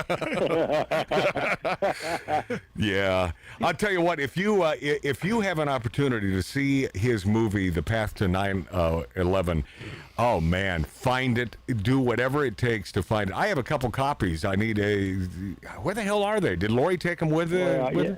It's very hard to find. You have copies because I got them to you. Yes. The Clintons effectively got Disney to bury it. It was a 2-night miniseries that aired in 2006, and the Clintons were so upset about it that they literally got Disney and Bob Iger to bury it. Wow, those Clintons, they're some special people, aren't they? Yeah, they're very nice. They're very sweet. Yeah. Everything above board. Much like Governor Tampon Tim. Yeah, you're pretty happy with that pick. I am. I think that was a gift for us. Don't you, Cyrus? Yes, after all the gifts that we've been giving them. Yeah, it's true. Hey, and I will tell you, and I don't know if everyone in this 1876 Virginia City, Nevada style bar is aware of this fact, but it's because of the great Cyrus Nowrasteh that I know Bart Costco. It was one of his get-togethers, cigar parties, and what a great time. And Bart is one of the smartest guys I've ever met in my life. You agree, right, Cyrus? Oh, yeah, I've known Bart. Bart and I went to school together. I met him when I was in college. So I've known him a long time, and he's the guy's a genius. No, Yeah. I just look at him and feel stupid. Yeah, he truly is. So with that said, I want to play you a quick little piece from Kamala on AI, and I want to get your opinion on this. The always articulate Kamalatoe Harris, and as she describes artificial intelligence, it's a real quickie, but I want to get, because this man, I'll tell you what, he knows a lot about a lot of stuff. This is Cyrus Nowrasteh, and this, listen carefully to Kamalatoe. It's 882. I'm already there. Okay, here we go. And I think the first part of this issue that should be articulated is AI is kind of a fancy thing. It's, first of all, it's 2 letters. 2 letters. It means artificial intelligence. But ultimately what it is it's about machine learning. And so the machine is taught. And part of the issue here is what information is going into the machine that will then determine, and we can predict then, if we think about what information is going in, what then will be produced in terms of decisions and opinions that may be made through that process. Cyrus, does that sort of sum up AI? Well, I thought AI was artificial insemination. Oh, so I guess it's... I'm totally confused. Yeah. So am I, man. No, you could never be as confused as Kamalatoe Harris. Not on your worst day. I'll tell you another movie that you should find and was not banned or boycotted: The Stoning of Soraya M. It's heavy duty, man. It is heavy duty. And was it a book, and you picked that thing up and you said you must turn that into a movie? How did that come about? Yeah, no, it was a book written by a journalist who'd witnessed the stoning episode in Iran, and I thought it was very revealing of Sharia law and what the new Islamic Republic was all about. Right. And of course, they condemned Mahmoud Ahmadinejad, the president of Iran at the time when the movie came out, condemned and banned it. Wow. It became, of course, an underground hit because at the time DVDs were still on the market. So DVDs spread like wildfire inside of Iran, and everybody saw it. Wow. Yeah, and it is hard hitting. And the day Reagan was shot, I bring that up because there's a new movie about Ronald Reagan. Have you had a chance to see this, or do you go out of your way to see new movies, Cyrus? Well, I do, if it's of interest. I don't think, has it come out yet? A lot of promotion on this thing. Yeah, but you being an insider, a Hollywood insider, I mean, it seems to me that you would have a copy of that by now. No, actually, they talked to me a long time ago about it, but I felt that I'd already kind of done my Reagan thing. It's still the highest-rated 2-hour movie Showtime's ever done. Isn't that incredible? And I'm very proud of it. And but I am excited to see this new one. Yeah, the day Reagan was shot, that is the Showtime dealio that Cyrus Nowrasteh put together, and it starred Richard Dreyfuss as Alexander Haig. Was Richard a good guy to work with? Yes. Yeah, I have a feeling because he's and not to get so too political, but he seems like that sort of old school Democrat and has some common sense, right? I mean, isn't that who that man is? Absolutely, and he's also a history buff and interesting guy, and I enjoyed him very much. And he was in Jaws, for God's sakes. Well, yeah, Jaws was great. Hooper! Keep the chum on Hooper! Mr. Holland's Opus. Oh, yeah. Yeah. No, but really quickly, my friend installed cable years ago at his house, Richard Dreyfuss' house. Richard comes out of his bedroom and says, "Hey, you want a beer or something while you're here?" Yeah, he seems like that kind of guy. Yeah, and but not to forget that Oliver Stone was the executive producer on this thing. And Oliver, which a lot of people say he's a goofy guy and they sort of throw him under the bus, but he's an interesting cat. I mean, how would you describe Oliver Stone? You worked with him closely, and I bet Cyrus keeps in touch with Oliver. Well, as a matter of fact, I do, and I like Oliver. He was one of the only people in Hollywood to defend me during that whole path to 9/11 craziness. because he knows what it's like. And look, I think he's a great filmmaker. He's done a lot of interesting movies from different perspectives. Some far left wing, some middle of the road, and some right wing. I would say he was accused of making right wing movies anyway. His movie about he made a movie about 9/11 and the towers that he got attacked for. Yep. And he also made, I think, the best movie about Nixon. Yeah, that was awesome. Oliver's an interesting cat. Yeah. And is he a guy? This is personal, but has he ever enjoyed a cigar with you? Is he a cigar smoker? No, have not. But well, you know, it's an acquired taste, as you know, Magic Matt. It didn't take me long to acquire the passion for cigars. So, do you miss Madison, Wisconsin? Do you get back there, or I mean, ever? I get back every few years. My parents still live here. I have an older brother who lives here, and a lot of old friends. So, you know, Madison can be a fun town, especially in the summertime. Yeah. I try to avoid it in the winter. Yeah. See, that's the thing. There are so many nice people, and we have a cadre of great listeners and viewers to Magic Matt's Outlaw Radio on YouTube and on Rumble from Wisconsin. And I have fallen in love with the people of Wisconsin. They are the sweetest, nicest folks. But I'm not certain. You may be the only guy from Madison that I know. We know a lot of what's up, Wausauians, and they are so down to earth and 100% lovers of America. And you can attest to that. I mean, you know, being that it was only 75 miles from Madison. Are you still out of town? I'm still out of town. I'm here a few more days, and I come back Tuesday. Come back home. I'm in the cutting room on the new movie. Yeah, this guy always works, man. He always works. Are you in Madison right now? I'm in Madison right now. Oh, right. That's why he said here. That's what I. That's sort of the impression that I got. And so, are you? You know, I have had many delicacies. Cyrus is a great cook too, but I don't recall if he is a lover of cheese. Are you a cheese aficionado, Cyrus? I'm not an aficionado, but I will have it now and then with my ham and bread. Well, didn't Betsy make something a really good dip that she brought last time? Let me tell you something. Yeah, she makes some good stuff. That's good. Oh. Yeah, and Cyrus makes the most incredible Middle Eastern food. I mean, yeah, I love that. Oh yeah, phenomenal stuff, man. I love this man. I look forward to seeing you soon. And I gotta tell you, I've heard nothing but great things about Wisconsin this time of year. That it's nice and it doesn't get too humid, and can't wait for your return back to Southern California. Although, isn't it bittersweet coming back to this cesspool of ugly politics? Yeah. You know, we're used to it by now. We kind of thrive off of it. You know what I mean?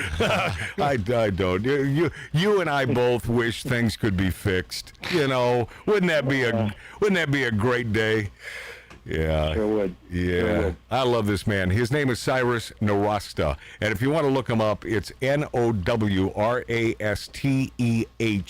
and then Cyrus with a Y. One of the good guys. Thank God for a man like this. Really, you know, and not to coin a phrase, but keeping America great. I mean, he truly is. Yep. He finds the coolest stuff, and he puts his heart and soul. He and his lovely wife put their heart and soul into every project. God bless you guys. Yeah, Cyrus Nowrasteh. Thank you. Hey, say hi, and I asked you about cheese because the greatest cheese on the planet comes from Wisconsin, and sausage, and all the things that I love that are good for you. But Cyrus, I love you dearly. I look forward to seeing you when you're upon your return here to scary SoCal. Thank you. Love you, Matt. All right. See you soon. Yeah. See you, Cyrus. Yeah. What a good dude. What a good. He is one of the best. I met him and his wife that one time over at Chris's. You can't help but love them. They were fantastic people. Man. Yeah, they certainly are. And I am, you know, I wish I were there with him right now. Yeah. Be hanging out with our buddies because too. you know, eating bacon and cheese. Well, Tony. all of my passion and love for Wisconsin, and I have never visited. And to me, that's it's a tough place to get to. No kidding. I mean, I have attempted, and I've noticed that I have to take 3 legs. It's easier to drive. Yeah, and I'm not even talking about planes. Real legs. Literal legs. You need legs in your, and then they check, check it out, and they find that you have legs in your luggage, and then you go to. No, they throw you in the big house. It's very difficult to get there. It's a full cavity search. Yeah. Leg search. But the dude was born in Boulder, Colorado, but he grew up in Madison, Wisconsin, and he and I are virtually on the same page. And I think, not one to boast, I've changed his mind about certain political ramifications that are strewn upon us by idiot sticks on the left. Well, he's got to be careful. But he's never been a lefty. He's never been a lefty. He's got to be careful too because he's selling movies, man. No, he doesn't. He's outed. I mean, this guy is outed. Oh, okay. He's not careful. He does what he does, and he does what he loves. Yeah. Dave acts like he's his best friend or something. I'm not sure about that. I thought Matt was. Anyway, I don't know. That's cool. We all know David. You know him and his wife. It's cool, man. Okay, I guess I've never spoken to him. Just chill. Just chill. It's all good. Why don't you relax, Marty, before I throw you into the bus? Oh, okay. I should have. And Marty gets jealous if anybody else knows somebody. All of a sudden, it's an issue. Bring it on, bro. Like, come on, what the hell? Bring it on. Oh, here we go. Bring it on. We don't need this, especially when I'm sweating out all this booze from last night. I am. And, Dave knows I kind of love him. And I don't think the camera picks this up, but I am sweating like a friggin' fricasseed pig. It's hot today. I smell the alcohol. Oh, yeah, that's pretty, isn't it? I'm getting drunk off the mat from here. Yeah. No, I just, but please, a word to the wise. If you're at a cocktail party and it happens to be the theme is tiki bar-esque, Run. Lay low. Well, then there was a line at the bar, and I said, Chris, I have an aversion to lines, and so Tattoo Dave said, well, you know where the booze is. Just go make yourself. And so I brought it up to Chris. I said, would that be okay? He said, yeah. He said, I have some special rum. And he did. This was the greatest rum I've ever tasted. Rum's so good, you don't mix it with anything. In a box. So you consider these people peasants. I would be all in the peasants. We'll be this after back on Outlaw Radio. Buy a new car, but the price ain't right. Ain't that gold? Be a downside cheaper, just to do it. Start riding the bike. Listen, they're making milk out of powder. Yeah, they are. Got the babies crying. Poor baby, they know what that stuff is. Rent's gone up higher. Yes, it is. Got the parents lying. Lord, it's a real motherfucker, yeah. Make you wanna run for cover, yes it will. And if you look, you will discover, yeah. Lord, it's a real motherfucker.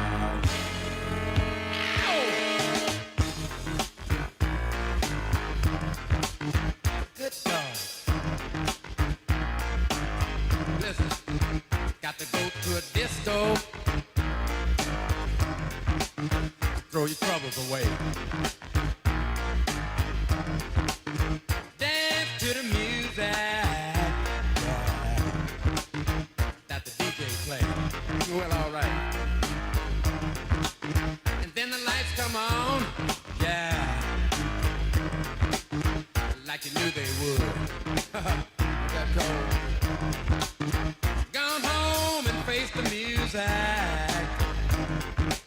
That don't sound too good. Ain't that cold? Listen. Lord, it's a real motherfucker. It'll make you wanna run for cover, yeah. And if you look, you will discover, yeah. Lord, it's a real motherfucker, yeah.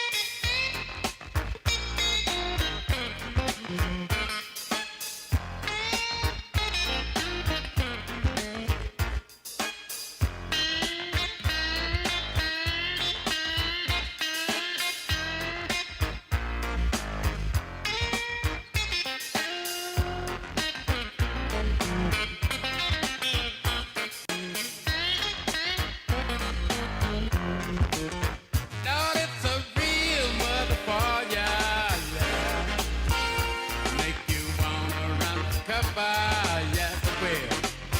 And if you look, you will discover, yeah. Lord, it's a real motherfucker. Say it's a real motherfucker. Oh, get out of here! My goodness. Too cold. Cold-blooded, I'm telling you the truth. Yeah, let me stop here at this gas station. Give me 3 gallons of low lead. I'm full, nothing else. I better stop and give me 2 hot dogs and a strawberry soda.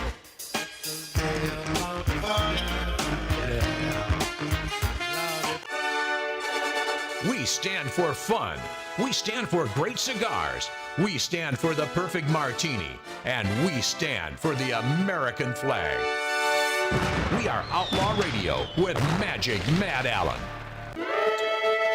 Yeah, a lot like that. A lot like Magic Matt's Outlaw Radio on YouTube, on Rumble. And YouTube hates us. I don't know. There's just nothing we can do about it.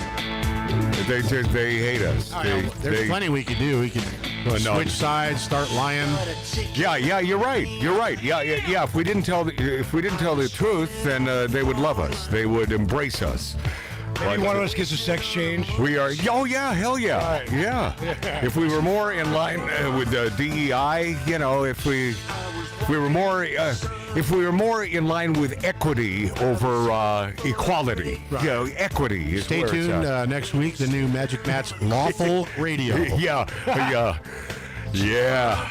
By the way, another open bar. Illegal alien loving outlaw radio. Another open bar tonight, I assume. Oh yeah. Oh my God. Yeah, I just poured me a little hair of the dog here. You have to. That's the only way to get through it. I needed something. Yeah, I think there's a name for this, I believe. Alcoholism. Oh, yeah. I think that would be the name, yeah. Because if you need the hair of the dog, right? And I should have thrown some Bloody Mary mix in this, but this is straight Vo. Well, be careful up there where you're going to. This is the nasty Vo right here. The wacky Vo. Yeah. Yeah. Let me take a sip here. Let's see. Oh yeah. That'll bite you. Oh yeah. I'm feeling better already. Okay. There's a sickness. I'll be right back. I gotta go get some.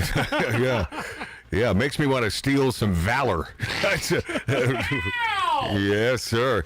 Hey, Billy Dilly, you being a Marine and all, and you served our country. Is this mic on there? I just want to make sure. Oh, yeah. Our HR man, Billy Dilly, give me sort of your overview, a guy from Indiana who's lived here in Southern California for many, many years, your overview of this Tampon Tim waltz and this stolen valor. And, of course, he now says, well, he sort of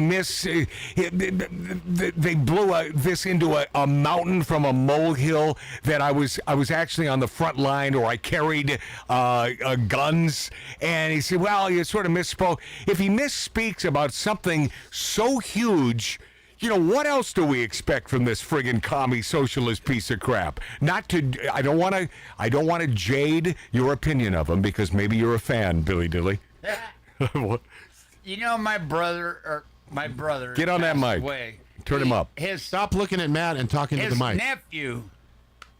His son, come and visit me yesterday. All right. Joe Dilly is a sergeant. He was put up for master sergeant. Okay. Or the same rank as this guy that said. Get on top of that mic. Yeah. And I had a good 2 hours with this guy. And what did he have to say? Fun. We don't like the fact that this guy is put on. What do you think that this could have some impact on those Democrats who served our country? They're Democrats, not hardcore, not hardcore lefties. Yeah, but what is your impression? Not that you do impressions, but what is your impression of this coming out and a man who steals valor from those who actually served our country, but these folks happen to be Democrats? Do you think it may taint or at least change their view of these idiots who are running? we got to say God bless America and hope that they do. I'm telling you, this Billy Dilly is the greatest politician ever because you can ask him questions, he'll never answer. You'll never get an answer out of this guy. I just say, God bless America. Yeah, God bless America. enough said. Well, yeah, but these I'm leaving it up to God. These folks have absolutely no shame, and this Minnesota Tampon Tim is a friggin' pervert. I believe it in all my heart. I have no proof of this, but I'm telling you, they're digging the dirt. 1 + 1 = 3. Yeah, and they have absolutely no shame. But he's a weirdo. The man is a what you've said freaking already, weirdo. I don't know that much about it, but yeah, he seems like a weirdo. Yeah, but no. Well, yeah, Tampon's in the boys' room. He wants to build a ladder high enough to scale Trump's wall. And these accusations are true. Abandoning his men before they deployed overseas. Wow.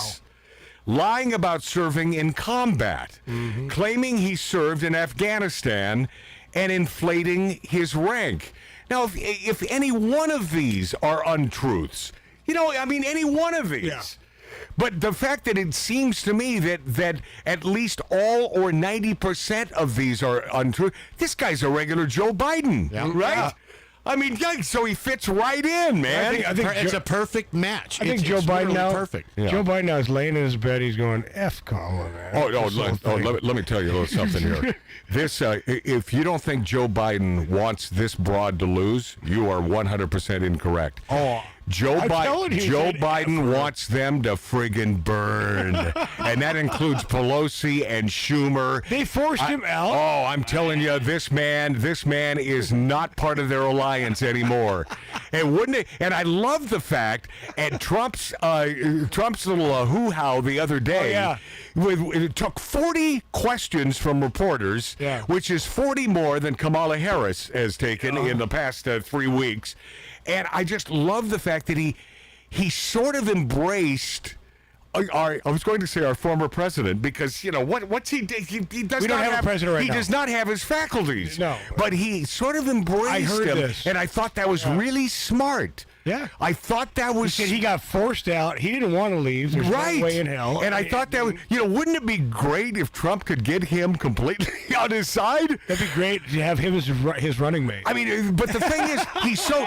But Biden he's is already labeled as Biden is he's so out of it though. He may not even know. Nah. Yeah. Right. Oh, you mean my old buddy Donald Trump? Yeah, that but guy. What he does know is he was ousted by these a-holes. Hell yeah. F Kamala, F them, F everybody. Yeah. And then when Harris, Kamalatoe Harris was asked about old Tampon Tim, she. And this was on a tarmac, and she says, "I pray." Oh God, this word salad goofball man, this kook named Kamala Harris. She says, "I praise anyone who has presented themselves to serve our country, and I think that we all should." And that was it. And I think that we all should. Yeah. And she looked really annoyed at this question. And it's like, wait a second, you're supposed to be the you're supposed to be on my side, press. You're supposed to love me. What's with these questions? I'm hoping to God, and I hope I don't jinx this, because I was hoping a month ago that he would be our man and Trump would be running against Biden. I was a total Biden. It's like, you go. And I just had this feeling they were going to switch him out. I said it over a year ago, yes, not one to boast. Yes, you did. And it did happen. Well, once again, I'm going on record as saying, I hope they don't switch out old Tampon Tim, man, because they have absolutely no respect for you. They have absolutely no respect for Americans in general. It's too late to switch out Kamala, right? I mean, I guess they've proven that it's never too late. It's never too late. You know what happens at the convention stays at the convention. I mean, anything can happen. But please keep. It was a gift. Please keep Tim. Please keep Tim as your vice president nominee. Please. This is our man Tim. You know, and I'm not going to say the PETA word, although I'm telling you, man. The guy, dude, he looks, and aesthetics obviously aren't anything. You can't judge everything. You can't judge a book by its cover. However, with everything that he believes in, and his love for China, and he honeymooned in China, and his commie friggin' ways, and the guy he's an avowed socialist. Right. I mean, forget about everything else. Forget about aesthetics. Although the guy is what, 58? Why does he look as old as Joe Biden? Yeah, he's white. Have you noticed that? Yeah. I mean, the guy looks really friggin' old. And speaking of aesthetics, the two of them are really unappealing people. And if you were judging them by their cover, they're completely not likable. No. But I just don't understand. I really don't understand what your thinking is when you. Okay, what's the reason for tampons in a men's restroom? That's right there in itself. Well, you know the reason, because there is no male, there is no female. It's whatever you feel you are that day. So what are the guys going to do with those tampons? Oh, I'm sure.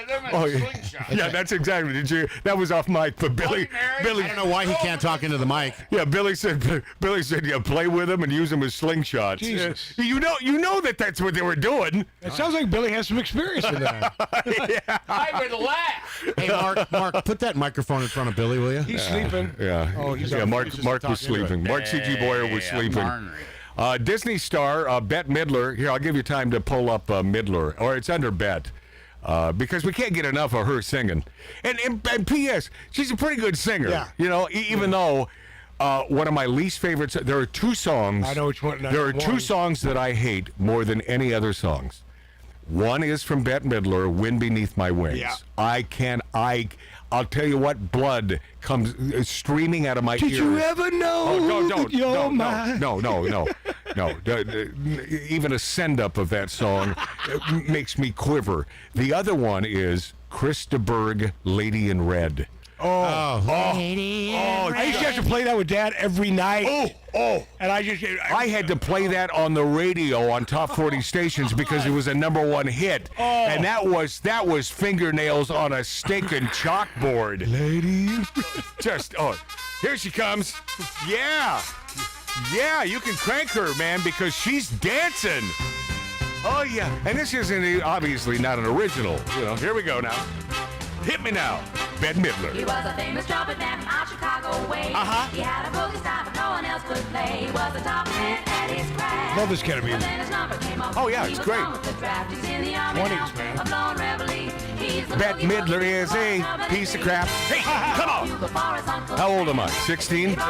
Lyrical genius. Yeah. Oh, yeah. Bette Midler is a piece of crap, and she sucks, and she's so corrupt, and she's an idiot stick like Jane Fonda. Hey. And the rest of that ilk.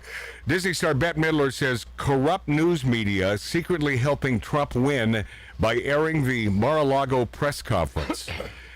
Disney's Hocus Pocus star Bette Midler. Well, she had a good look in that movie. Yeah. The big rat teeth. By the way, I think it made her look a little better. Me too. Yeah. Fetching. Bette Midler is enraged that the major news networks carried former President Donald Trump's live press conference. Yeah, see, America was built on free speech. Hello. And there was a time not too long ago when any press conference such as this, such as the Iran and the Afghanistan, and there was a time when, of course, the major news networks would cover all of this. But Bette, you can tell where she comes from, a place of an un-American place. You know, it's like, no, keep that quiet. And I think that it elucidates and sheds a light on her fear. It seems to me that these folks are in fear and they sort of smell what's about to come down. And she is pissed beyond belief that the networks carried the The great Donald Trump's live press conference, scolding the corrupt networks while also accusing them of surreptitiously trying to help Trump win the election in order to boost their own ratings. Wow. Unbelievable. But a man simply stating, as he sees it, the facts and letting you, the consumer of such facts, decide that that's wrong? I mean, this chick is a friggin' commie. I think they more than sort of smell it. I mean, I think they're stinking it. It smells bad. Yeah. They're these are some bad people. And in a few minutes, I have a few minutes from the press conference, and I need to point out something that no one else, certainly on the right, has pointed out. What is he talking about? This helicopter ride. You know, and I was watching Trump, and I'm thinking, oh no, you're not pulling a Biden, are you, Trump? You know, we believe in you, my friend. Were you talking about a real helicopter ride? Yeah. A real helicopter with Willie Brown. I'll get to that when we return, because I think he misspoke on this one. And, you know, we got to be fair on both sides, man. We'll be this after back on Magic Matt's Outlaw Radio. Your time is up. You took a sip from the devil's cup. You broke my heart. There's no way back. Move right out of here, baby. Go pack your bags. Just who do you think you are? Stop acting like some kind of star. Just who do you think you are? Take it like a man, baby, if that's what you are. 'Cause I'm moving on up. You're moving on out. Moving on up. Nothing can stop me. Moving on up. You're moving on out. Time to break free. Nothing can stop me.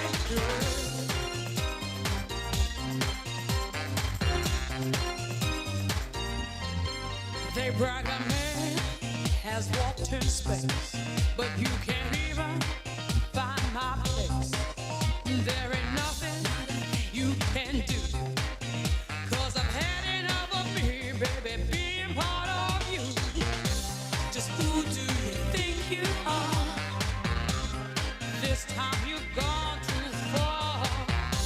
Just who do you think you are? Take it like a man, baby, if that's what you are. 'Cause I'm moving on up. You're moving on out. Moving on up. Nothing can stop me. Moving on up. You're moving on out. Time to break free. Nothing can stop me.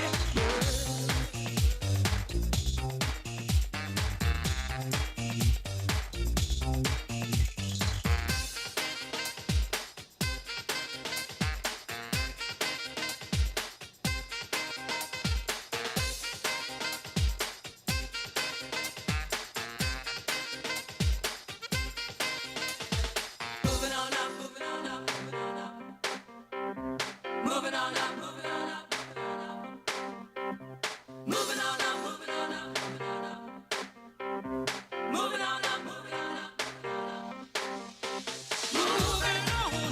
You're moving on out. Moving on up. Nothing can stop me. Moving on up. You're moving on out. Time to break free. Nothing can stop me. Moving, moving, moving.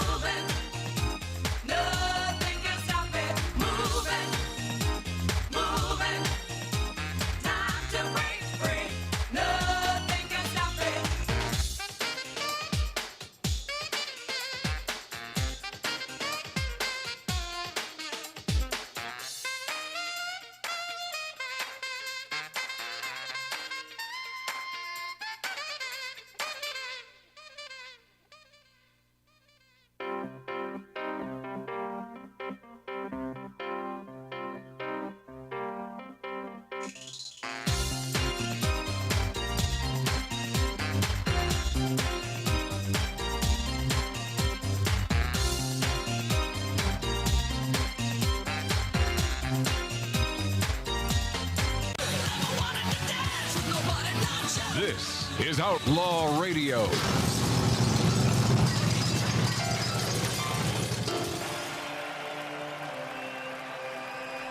Oh, yeah. Had the greatest conversation with Mom and Dad, I think it was last Sunday.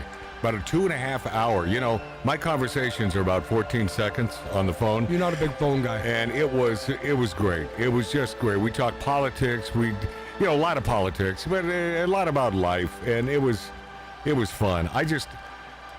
Because it was such a nice and unique conversation, I just hope it wasn't God's way of saying, okay, you got it out of your system, now the two of them can die. Oh, no. I talked to them last night. Yeah, that would really piss me off. They said they had a wonderful time. Why are you shaking your head, Mark?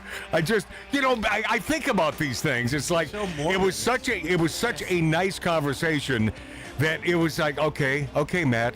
All right, Matt, from above. You got what you got. You. That's the way we end it. It's like, oh no. Scary enough. So they'll probably they'll live past me. I mean, I got so much going on. I never see a doctor. I haven't felt well in 10 years. I'm glad that little get together that I put together and everybody, the family came. Yeah. They really enjoyed it. So Dad's like, oh man, I had such a wonderful time. That was last Friday night, and that was a fun time. Yeah. Hey, when we return, I will get into this Donald Trump presser, and it was a good one. But there is a noggin scratcher in there when he's talking about Willie Brown and a helicopter. And I'm going to give you my thoughts on that in just a few minutes, and we'll play just a little bit of that. Not a huge chunk, but just enough. Oh yeah, there was something else here. And it's Jay Thomas. We lost my buddy Jay Thomas. You know, the actor and the radio guy, Jay Thomas. Of course. Yeah. We lost him 7 years ago this month, and so there's a nice little interview, one of the last interviews with Jay, that I'm going to play next hour. It's not lengthy, but it's when Shadow Stevens, remember Shadow Stevens, Hollywood Squares? He was in the Center Square Yes, for a while. I do, Matt. I miss you guys a lot. I love my hair more, though. Yes, I am a man with massive quantities of hair and a big, deep voice. I love him. He does have a great I love voice. Shadow, but this is an interview when Shadow was here, and I believe, in fact, I know for sure you'll get a kick And out he of talks this. about Miley Cyrus, I think, in it. Yeah. Yes. Oh, yeah. Jay Thomas just did a movie with Miley Cyrus at that point. Jay Thomas is one of the funniest guys ever. God bless him. You know, all my best buddies, you know, they're dying. And hopefully, Mom, Dad, you know, stick with us.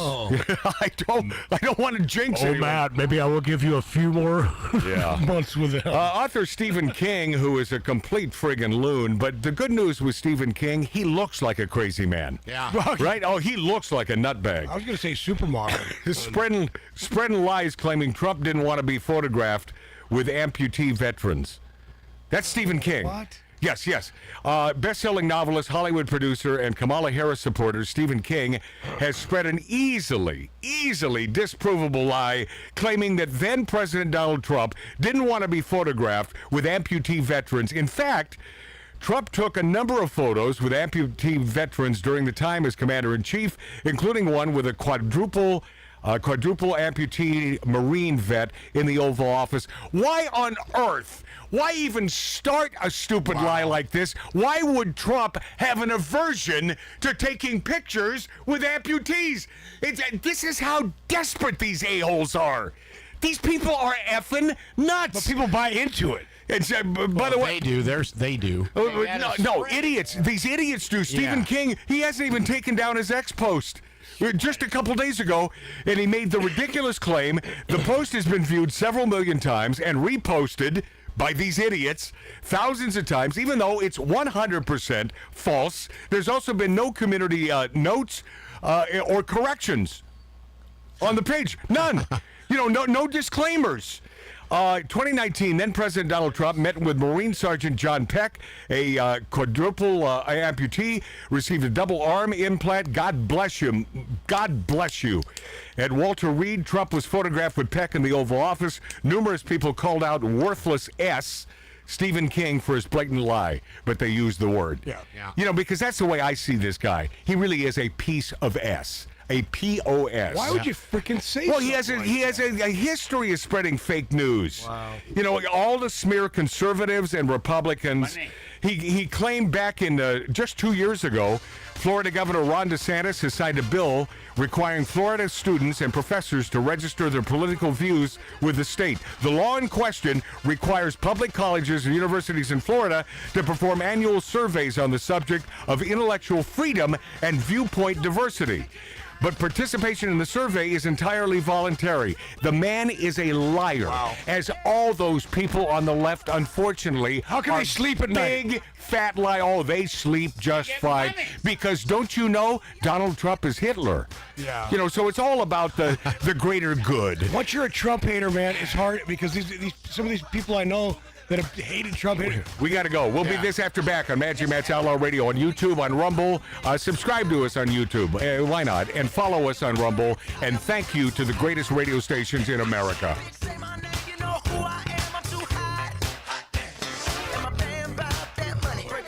Girls hit you hallelujah. Girls hit you hallelujah. Girls hit you hallelujah. Cause Uptown Funk don't give it to you. Cause Uptown Funk don't give it to you. Cause Uptown Funk don't give it to you. Saturday night and we in the spot. Don't believe me, just watch.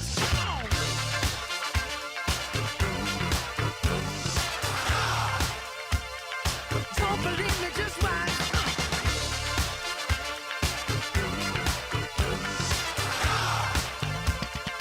Don't believe me, just watch. Don't believe me, just watch. Don't believe me, just watch. Don't believe me, just watch. Hey, hey, hey, oh!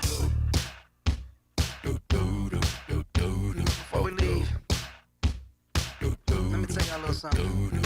Uptown, funk you up. Uptown, funk you up. Uptown, funk you up.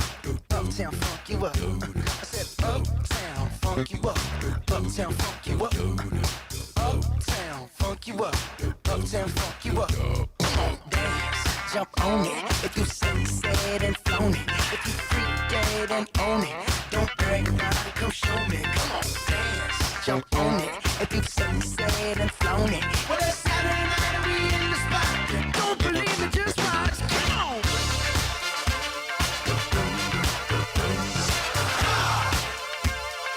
Don't believe me, just watch.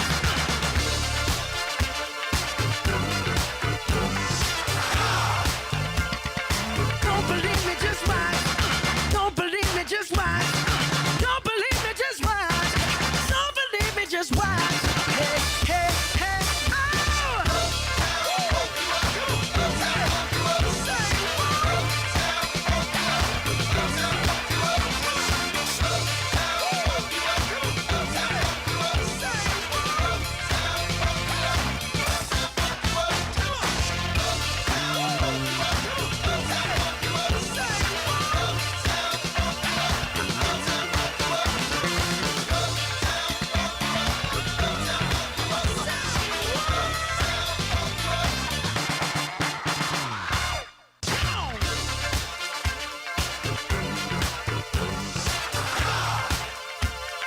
Don't believe me, just watch.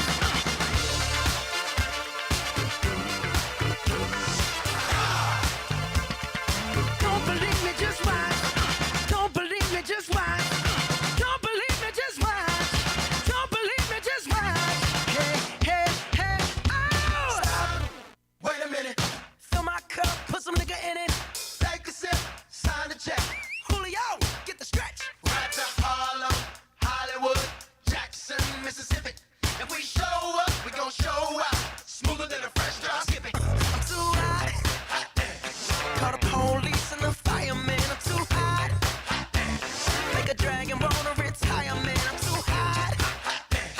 Bitch, say my name, you know who I am. I'm too hot. And my band bought that money. Break it down. Girls hit you, hallelujah. Girls hit you, hallelujah. Girls hit you, hallelujah. Cause Uptown Funk don't give it to you. Cause Uptown Funk don't give it to you. Cause Uptown Funk don't give it to you. Saturday night and we in the spot. Don't believe me, just watch. Come on.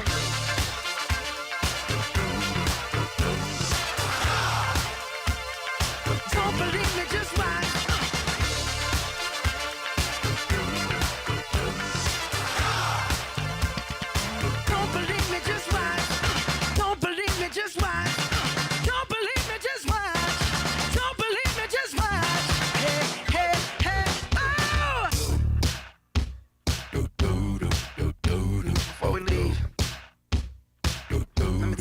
something. Uptown, funk you up. Uptown, funk you up. Uptown, funk you up. Uptown, funk you up. I said uptown, funk you up. Uptown, funk you up. Uptown, funk you up. Uptown, funk you up. Come on, dance, jump on it. If you said and flown it. If you freak dead and own it. Don't brag about it, come show me. Come on, dance, jump on it. If you said and flown it. Well, it's Saturday night and we in the spot. Don't believe me, just watch. Come on.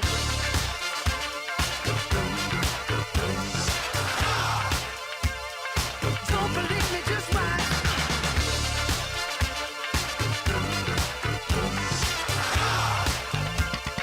Don't believe me, just watch. Doohickey, you know, the doohickey that rolls. Hi, this is Meatloaf. Okay, kids, you know what time it is? You know what time it is? It's Outlaw Radio time! The most imitated radio station in the nation. I'm through with standing in line for some fun to begin, but I found a good thing leaving me with a grin. It's time for Outlaw Radio to begin. You have the great Billy Gibbons here? Yeah. It's very cool. He just passed out. Oh, wow. Hey, that didn't sound too bad. Had to lighten them up loud. Oh, man. We're here with Matt. Oh, yeah. Had to lighten them. Oh, little Outlaw Radio. We're here with Matt. And he's not fat. We got all these guys and girls in the house. Let me tell you, that's where it's at. And that's, ladies and gentlemen, Matt Allen. Pass me a gallon.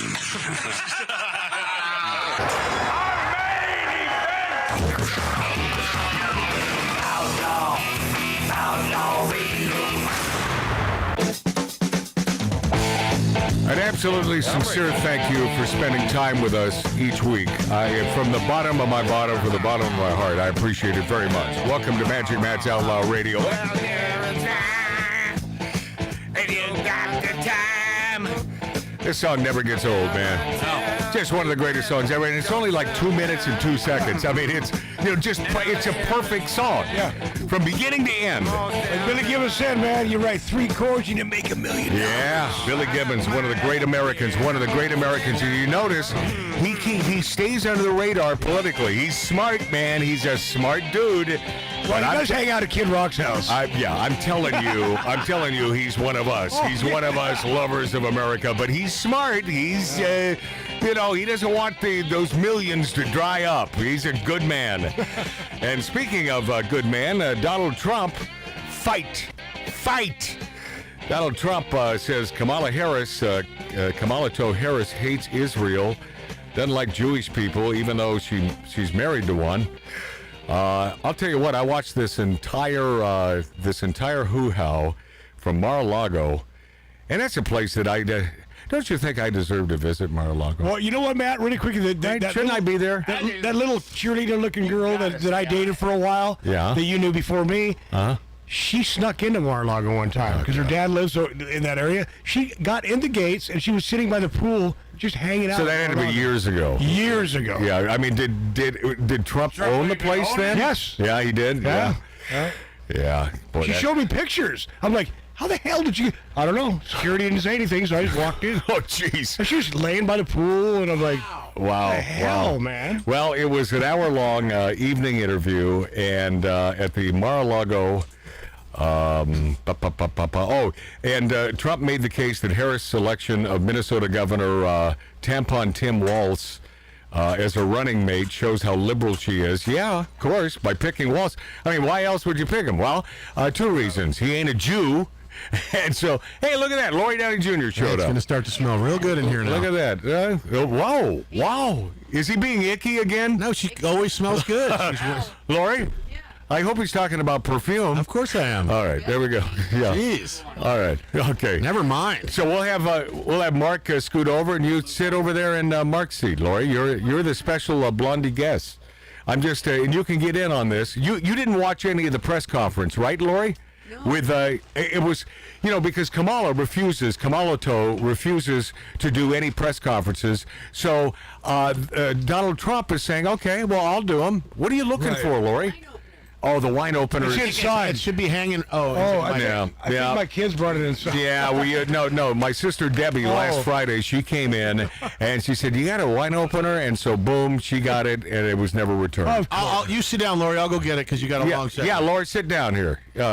Even though, I need you to be quick on this, Tattoo Dave, because I need your expertise on the buttons. So go grab it. Yeah, believe me, we know, especially if you were here for the first hour when I recounted the story of last night, you don't want to piss off Lori. You don't want to piss off Lori. Doesn't everybody know that? What? Everybody should know that. Oh, yeah. Talking about the 40-year-old? Oh, yeah. Your mic's not up, or get on the microphone. On the mic. She was a lunatic. She was a lunatic. That's We're what going to Matt- see her again today. Hold on. Can you get her number for me? Oh, no. No. She's one of my crazies. She's one of my crazies. I can already tell. Me? No, I'm not sitting next to her. What are you kidding? No, I heard Matt told us earlier. Oh, no. He told us earlier a little bit. Oh, my God. Yeah. Loony. Right? Yeah, she was a nut. But what happened when you went, Lori? When you went back to the bar? Because you remember what I told you? What she said to me? She said, "No, don't come close to me. Don't come near me." And she put up her hands. And so I came back and I told, this was a party last night. If you just tuned in, this was a pre-wedding party last night at my buddy Chris Brown's house.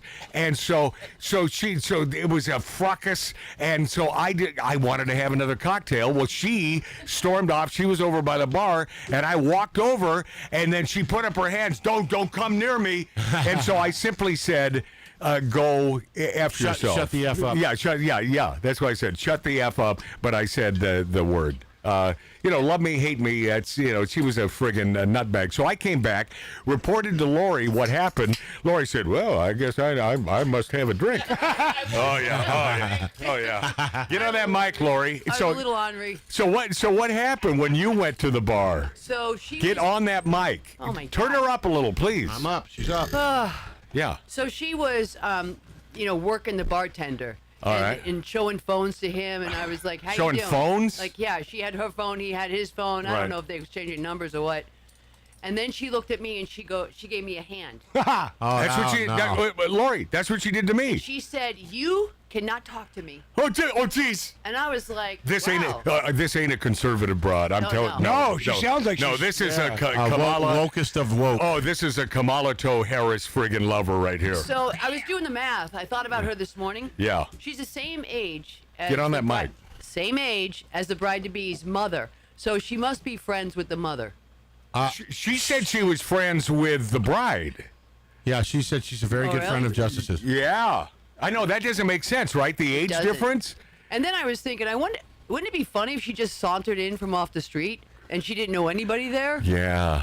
Well, she sounded like she was going to go to Chris Brown because she was questioning, "Do you even know anybody here to Matt?" Oh, yeah. Well, she asked me specifically. She said, "Do you know anyone here?" I said, "Yeah, I know a couple people." Right. And it's like she was going to have you guys or have him. I mean, I'm not the guy. I'm never the guy to get into a pissing match over who I know. Who knows more? I always. Do you know who I know? I always downplay that. It's like maybe I know a couple. I mean, who cares? Here's the thing: she was reading this stuff off of her phone, and I wasn't sure if she was making it up as she went along. Right, but because she didn't like Southerners and she didn't like New Yorkers, and I'm like, yeah, is this for me? Right. She didn't like Southerners. So she thinks that Californians are the nicest people. Yeah. When on the coast, not a chance in hell. No. Yeah, inland, yes, very nice, very cordial folks. But coastal Californians, no.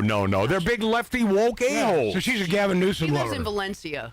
That's where she lives. No, that's where she said it happened. Whatever she wrote about. She supposedly lives where? Tennessee. Yeah, she comes from Tennessee. She moved to Tennessee from Southern California. But I've never heard someone talk about the fact that here in L.A. they're the nicest people who would give you the shirt off their backs. No, they won't. They'll tell you they will. They're the phoniest people on the planet. I mean, let's go Wisconsin. These are the real deal. These folks truly will give you the damn shirt off their back. Do you remember her telling me I was Satan? Yes, I remember that. Yes. I don't know. I was a little drunk. Yeah. By the way, I ruined my toe today, You did? or last night coming in the house.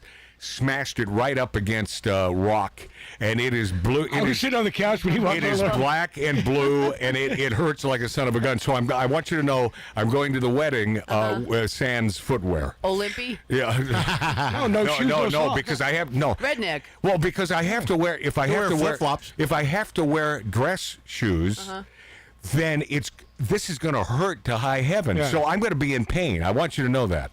What are you going to wear? What? What are you going to wear then? No shoes. No shoes. Absolute bare feet. Are you going to give this? Which toe is it, Matt? It's the second one. Cares? Are you going to give? Well, I'm just saying you could wear flip flops. No, I'm not going to do. Are you going to give this 40-year-old a hug when Billy Dilly has a shoe for you? Hold on a second. By the way, Tattoo Dave, there is not in existence a flip flop large enough for my white feet. I've tried. Gotcha. I have tried, man. Flip-flops. You have flip flops, yeah, but you're not wearing flip those are flops to the little wedding. teeny. I can't even fit in it. I mean, Lori, look at her California T-shirt today. You can see that on camera. Oh gosh, she's going to come up to you on Magic Matt's Outlaw Radio on YouTube and on Rumble, but you know that she's going to obviously change clothes I'm today. not going like this. Oh yes, I would. Yeah. Yeah. Okay. All right. Donald Trump says that Kamala Harris hates Jews, even though she's married to one. Let me see. Okay. And I'm going to play some of this, and I want you to dig this. If you watch the press conference, it was pretty damn good, except when he went, in my opinion, off the rails, talking about being in a helicopter that went down with Willie Brown. I think he met Jerry Brown, and I was saying to myself, "Oh my God, he's not becoming Biden here live on stage. We need you, Donald. We need you." So here we go. Oh, this is 451, Tattoo Dave. It's 451, cut 451, and we'll play some of this. Here we go. This is his presser. This is presser. That Kamala is in favor of not giving Israel weapons? Yeah. That's what I hear. Look, she's been very, very bad to Israel, and she's been very bad to Jewish people. And I say it, if anybody I know is Jewish and they would vote for Kamala over me, they should have their head examined. Pause. If you think about it... I want to ask Mark, being of Hebraicness, and by the way, our producer is also a Jew. Right. I want to ask Mark C.G. Boyer because he's a bit more. He's a bit more Jewy than Dave. He's more Jewy Jew than certainly. I'm Jews with tattoos. Yeah, that's Dave. But Mark certainly, he knows all the. He knows the scripture. He knows all of it, and he can do the thing with the here. Right, you can do that with your. Is that a haktua? Yeah, you can do the haktua. But what do you think when Donald Trump says that? Does that make sense to you? Makes sense to Get on the people mic. who think. Turn his mic up. They're up. Please. They're just not. No, they're not up. I went over there and I saw where they are. I turned them up a little. Go ahead. It makes sense to people who think. Yes, right. And it turns out that the majority of your Jewish brethren don't. They don't even care. Don't care. I'm a Democrat no matter how bad the party is right now. Yeah. Okay, that's too bad. Continue with this. This is the presser at Mar-a-Lago, and it's Donald Trump. Go ahead. I gave them Golan Heights. I gave them the capital of Israel, Jerusalem. I even built the embassy. Pause. I gave them. You know what I would do if I was, and who am I to give Donald Trump advice? But if I were giving him advice, I would tell him to stop using I. Yeah, we. I would say we. Yeah. We. I agree. It's like, come on, man. We know you got the ego, but stop proving it. How big the ego is. Say we, not I. You the other way home. Go ahead. The problem is they didn't do anything with it. Iran was broke. We could have made a deal so easily. I would have had a deal done within 1 week after the election. I believe with that. Iran. I believe Iran that. can't have a nuclear weapon. It's very simple. We would have gotten along with Iran. I was looking forward to it. I was fine with Iran. You know, we hit them a couple of times pretty hard. Yeah. But we would have been fine with Iran. But I terminated that deal. I got them the Abraham Accords. Everyone said that's impossible. Mm-hmm. I got them the Abraham Accords. She's been very, very bad to Israel, and she's been very bad and disrespectful to Jewish people. Yep. And any Jewish person that votes for Kamala and her friend, her new friend, who I don't know if she knew him before, but I don't think he's too good. Pause. I just love that. Her new friend. I don't know if she knew him before. Yeah, her new friend. But he's not. He's not too good. He's such a sarcastic. Oh yeah. But I just love that. It's like because he's scratching his noggin. Why would Kamalatoe Harris give us such a gift in this Tampon Tim friggin' waltz? Yeah. Why on earth would they give us such a gift? It's like it makes you think about it because they're not. You'd think they're not stupid. I mean, anyone that can steal the big E, and then there's an L after, but I'm not going to say it because I don't want to be banned on YouTube. Continue. But anybody that votes for them, if you're Jewish or if you love Israel, you have to have your head examined. Right. Go ahead. Right. I mean, you do. Right. You do have to have your head examined. Asked if bypassing the Jewish governor of Pennsylvania, Josh Shapiro, as her running mate, instead to pick Minnesota's Waltz demonstrates her dislike of Jewish people.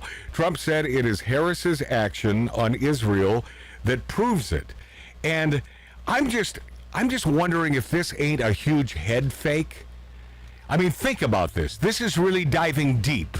But what if this is a huge head fake and that they have no intention as Waltz being the vice president running mate to Kamalatoe, and they have every plan to get rid of him and bringing in the man from Pennsylvania?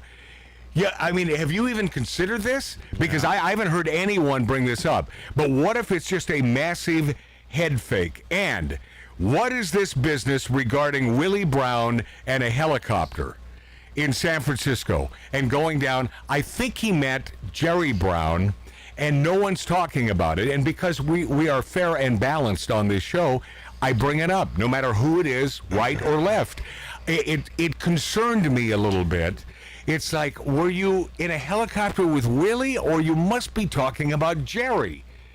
Because I don't recall this ever happening with Willie Brown, of course, the man that Kamala was effing, to earn her stripes, and it worked. I mean, look where she is now. But I don't know. Someone fact check this. I think it'll come out that it was Jerry Brown, and I don't know anything about this incident. But man, do I appreciate the man at least having the cojones to do a damn press conference, something that Kamalatoe Harris will not do and hasn't done for weeks. The last one I think was in Australia. I mean, it's ridiculous. And that was before she became. Oh yeah, of course. And by the way, not for nothing, but how pissed off? This will make sense to you in a second. Billy, you're mumbling over there. Yeah, you're having a conversation. It's driving me nuts, man. And I love you dearly, but man, your mumbling is just driving me nuts over here. Yeah. How pissed off is Rick Dees, my buddy Rick Dees, and Matt, God bless you. Here's Madonna. and her bustier that you owned for years, and then you sold it, and I bet you're going to be pissed off when that thing sells for about $1 million, and you only sold it for $10,000. You're an idiot, Matt. Oh. That's Rick Dees. How pissed off is Rick Dees going to be when Universal Studios opens that Fast and Furious roller coaster on the hillside facing his house? Oh. And if Rick were talking about it, because this is the way Rick talks. God dang it. God dang it, Matt. First the A-Team stunt show, now this? Don't they know that I live here? He's like those damn fireworks every night. I was I was talking about this a couple weeks ago. The fact that he lives there in Toluca Lake, and he tried to ban Universal Studios, the Fast and Furious show, because it was too loud. And so he went around the neighborhood to each house to get a. He did. This is Rick, to get a petition going, and then he served it to Universal Studios. And it's like, man, they wouldn't listen to me, and I only got half of those a-holes there in Toluca Lake to sign. Wow. So, yeah. What are you trying to do, Rick? God dang it, man. First it's Fast and Furious, and now the A-Team? What the hell? What is this? Man's got to get some shut-eye. No, he showed man on his back deck one night. He goes, right there. I mean, right there. I can see the fireworks, and I can hear the fireworks. Oh, he hates that. He hates that. And, he's probably not a big fan of living next to that swashbuckler, the guy who, Desperate Housewives, right? Married with Housewives? No, the Desperate the producer of Mark Desperate Cherry. Housewives. Yeah, it's like, I just get a waft, some sort of odd scent coming from the backyard, just over the fence. I love that. I love that Dees, man. I love that guy. I was talking about the idiot stick, Stephen King, and I just found another. The guy is so off the rails in his hatred for Republicans and certainly Donald Trump. A few years ago, he incorrectly claimed that Florida had 1,200 COVID-19 deaths. Oh, I shouldn't have said that. Now we'll probably get nailed here. Oh, boy. Oh, God, I've been so good about that. Yeah. Edit. Yeah. You can't edit. We're No, live. you can't. We're live on YouTube. This is live, and so so anyway, those deaths in just one day. So I can't. So maybe if I don't finish this, but you know what I'm saying, right? King was referring to reports of the latest CDC figures for Florida showing an increase of 1,296 deaths on a Thursday from the total reported a day earlier. The figure doesn't represent deaths that occurred on that Thursday, but rather deaths over an undefined period. These people lie. They're lying because they're talking. And a Stephen King, what a freak. Why was he not a male model? I think that was his calling. Right. I truly do. That's what Marty said, supermodel. Yeah, no, he should have been. Yeah. He Is he should have good been. looking? What? Is he good? No? Oh, you betcha, man. Oh, he's hot. Oh, he's fetching. Yeah? Oh, he's so pretty. Oh, so pretty. Magician David Copperfield has been sued for abandoning a New York City condo to decay and utter disrepair. First, they're coming at him for sexual advances, and Lori Downey Jr. had a friend who worked with David, and she said he was creepy. Well, they had a relationship, and he was not very good to her. He liked his girls. Yeah, but hold on a second. What woman, if they're not in that relationship currently, what woman is going to say, "Oh, it was great"? No, she was really messed up from him. She's a good girl. She was very messed up before she got with him. I'm just saying. Maybe. Yeah. I mean, I hadn't seen her since I was like in my 20s. Right. Yeah. Life happens,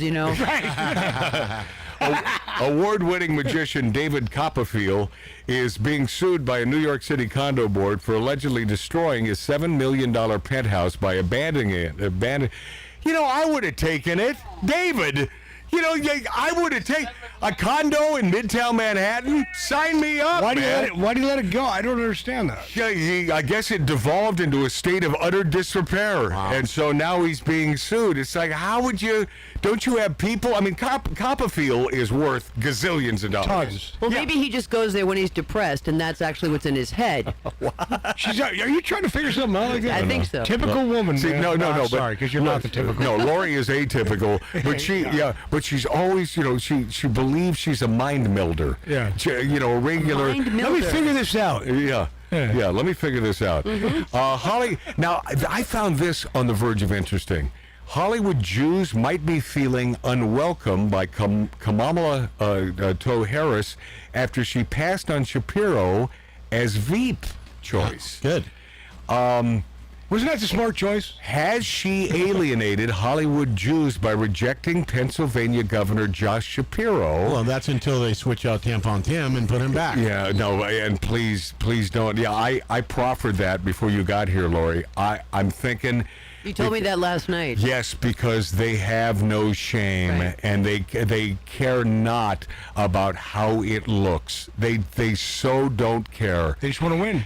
They just want to whatever it takes. But I hope this is true. I hope Hollywood Jews are getting their act together and saying, okay, we can't. We're done. They're Jew haters. Well, let me ask you a question. Is Kamala and Donald going to have a debate? Yeah, they agreed to one, yes. They did. Yeah, but here, this is the other thing that I disagree with. In my opinion, the Donald should have only agreed to these debates if all the debates were agreed upon. He and Kamalatoe on an ABC debate. Okay. There should be a Fox debate rolled into this negotiation, either both of them or none of them. And I think, I mean, you got to assume that Trump knows what the hell he's doing, but why would he not have thrown that into the equation? Yeah. It's do both or do none. Do none. Go big or You know go why? home. I mean, because that's fair, and they're talking about a third debate, and so that would be two conducted on socialist media platforms. You know, the CBSs and the ABCs and all that crap. I think the one that has been negotiated was the ABC. But why would it not be ABC and Fox? Yeah. Or none? Well, you know, I don't get that. Wasn't there some word about he has a lawsuit against one of them? Oh yeah. So that might be why. Yeah, no, what? No, it's not Fox. So it's ABC. So yeah. But the point is, he wants a debate on Fox. And by the way, P.S. Fox has not been uber friendly to Trump over the past several years. No. But it's better than, in my opinion, probably better than an ABC, a CBS, or an NBC. I mean, it seems to me.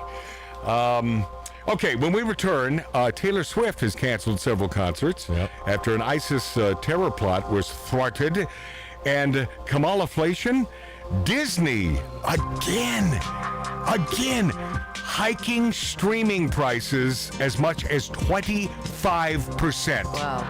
Which begs the question, why don't you hike up my, what I'm saying here? And try to breathe. Right? And yeah. Okay, and this interview with the great Jay Thomas, my dear friend who passed away 7 years ago. God bless We'll get to that and much less in minutes on Magic Matt's Outlaw Radio on YouTube, on Rumble, and the finest radio stations in America. Thank you so much for being there. I lie awake, I've gone to ground. I'm watching porn in my hotel dressing gown. And now I dream of you, but I still believe there's only enough for one in this lonely hotel suite. The journey's long, and I feel so bad. I think I'm back to the last day we had. Oh, fades into the night. Soon I know I'll be back with you. I'm nearly with you. I'm nearly with you. When I'm weak, I draw strength from you. And when you're lost, I know how to change your mood. And when I'm down, you breathe life over me. Even though it must part, we have each other's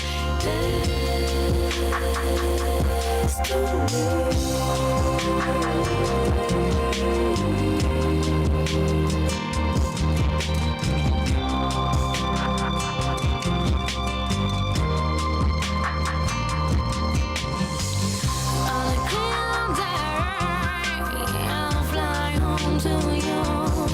I'm bending time, getting back to you. Open fades into the night, and soon I know I'll be back with you. I'm nearly with you. I'm nearly with you. When I'm weak, I draw strength from you. And when you're lost, I know how to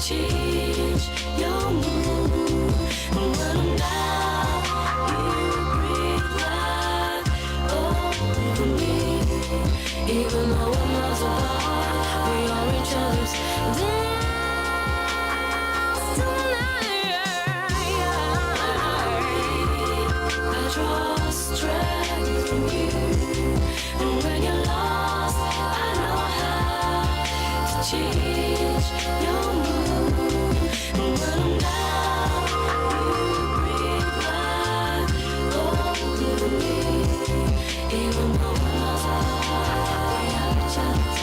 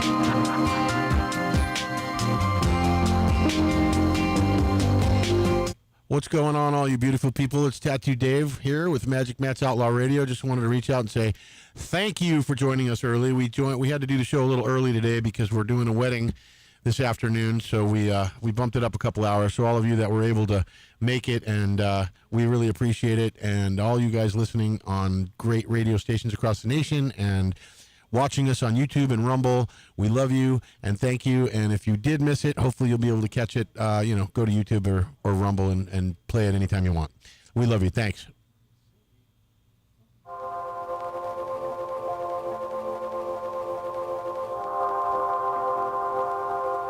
What the fuck is he doing? Oops.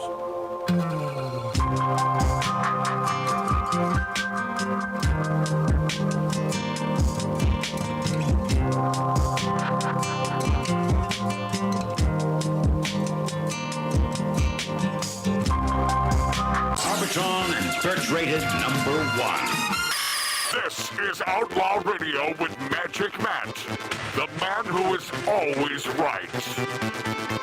Hey, welcome back, my friends, my friendlies. Welcome back to Magic Matt's Outlaw Radio. What do I want to get to here? Oh, childless cat ladies for Kamala campaign against J.D. Vance in California. Lori Downey Jr., not a big fan of J.D. Vance. I'm not. Tell me why. Because I don't trust him. From the minute I saw him on stage, I was shocked that Donald picked him, and I don't like him. And I was telling you last night that he had sex with a couch. He literally had sex with a couch. Who hasn't? He wrote about it. No, he wrote about it in his book. Wrote about it in his book. So it's not something that he's hiding. Well, he wasn't running for president when he wrote his book. Did he rape the couch? And here's the thing. This was it guy consensual?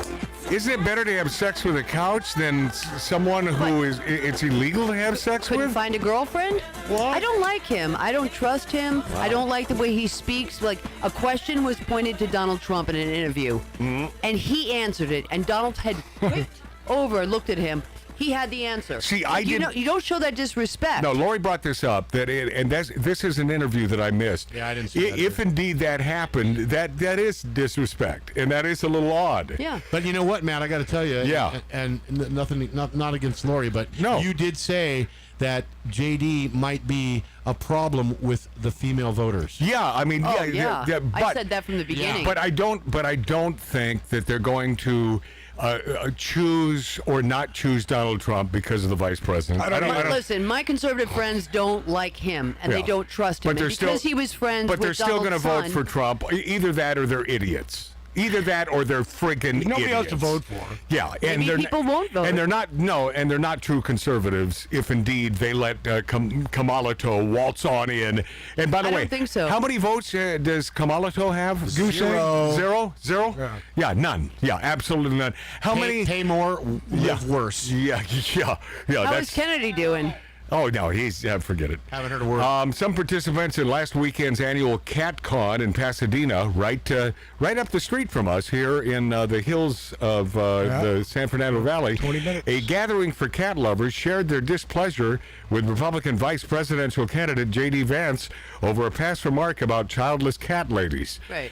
Well, okay. I mean, I don't need. I mean, he's just stating the facts. Yeah, I get it. No, the facts are in his head. I disagree with that idiot making that remark. I don't think he's an idiot. He's an idiot No, to he's say not something like that. What the F is a childless cat lady? Oh, It's well, a woman you that know. doesn't have children, But- and but then has she has cats? a cat. Yeah, but about 100. And there are a lot of women that can't have children. They just I can't understand have them. that. And by the way, he's not referring to No, he's them. He's You not. don't know what. No, you I don't do know know. what he's I referring do to. know. He's you know not. this guy? He's not. He's a buddy. No. Michael Rappaport. Michael Rappaport. Sorry. By the way, our new friend, Michael Rappaport, says Josh Shapiro unjewed himself publicly and still didn't get picked. Josh or Ben? Josh Shapiro unjewed himself publicly and still didn't get picked. That's from the mouth of Michael Rappaport. He reacted Tuesday to Vice President Kamalatoe Harris's choice of Minnesota Governor Tampon Tim as her running mate by mocking rival contender Pennsylvania Governor Josh Shapiro for disavowing his pro-Israel views in vain. See, are you following this? So he wanted to be the guy, and he even disavowed, and it's like, wow, he unjewed himself, but that didn't work for him. So maybe Lori can make sense of, we call him Tampon Tim. You know why, right? No. So that you don't know. Okay, but everyone else does, and let's move on. Rosie O'Donnell says, I bought 100 Kamala T-shirts, will not take them off until she's in that White House. He's going to be wearing them for a long time. Yeah, he'll have those. He'll be donning those beautiful shirts. She claimed that she purchased 100 Kamalatoe T-shirts, and she vowed not to remove them until President Harris is elected. That could. Well, I'll tell you what. That could be 4.5 years. Yeah, I was going to say. In fact, 100 shirts could last about 4.5 years. Yeah, or never. So let's. But by the way, these people lie. And I'm going to move to another country. We know this. She probably bought one shirt and add a couple zeros. MSNBC appears to post a deceptively edited video implying Joe Rogan backs Kamalatoe Harris. It appears to be a brazen act of willful misdirection. MSNBC apparently posted a deceptively edited montage of clips implying that Joe Rogan is backing Kamala Harris for president. Video even uses clips of Rogan praising Tulsi Gabbard, but edited to make it seem like Rogan was referring to Kamala. Exactly. And that's what they do. There's no way Rogan. I've watched. there's not a chance in hell he's backing this numbskull. Not for a minute. She's a friggin' kook. Yeah. A man who is not a kook, and a dear friend of mine by the name of Jay Thomas. Movie star, Mr. Holland's Opus. Television star. Mork and Mindy. Mork and Mindy. Cheers. Got his start in the sitcoms in Cheers. And a brilliantly talented guy, funny as hell, and a radio guy. Yeah. They got his start in radio, as I did, but I haven't moved up the rung. You haven't grown up. No. You're putting your time in. Oh, geez. Okay. Putting your time in? I'm really gonna hit it when I make it to 100. Yeah, when you peak, it's gonna be. It's going to be scary. So this man, I hope you enjoy this. This was a brief few minutes.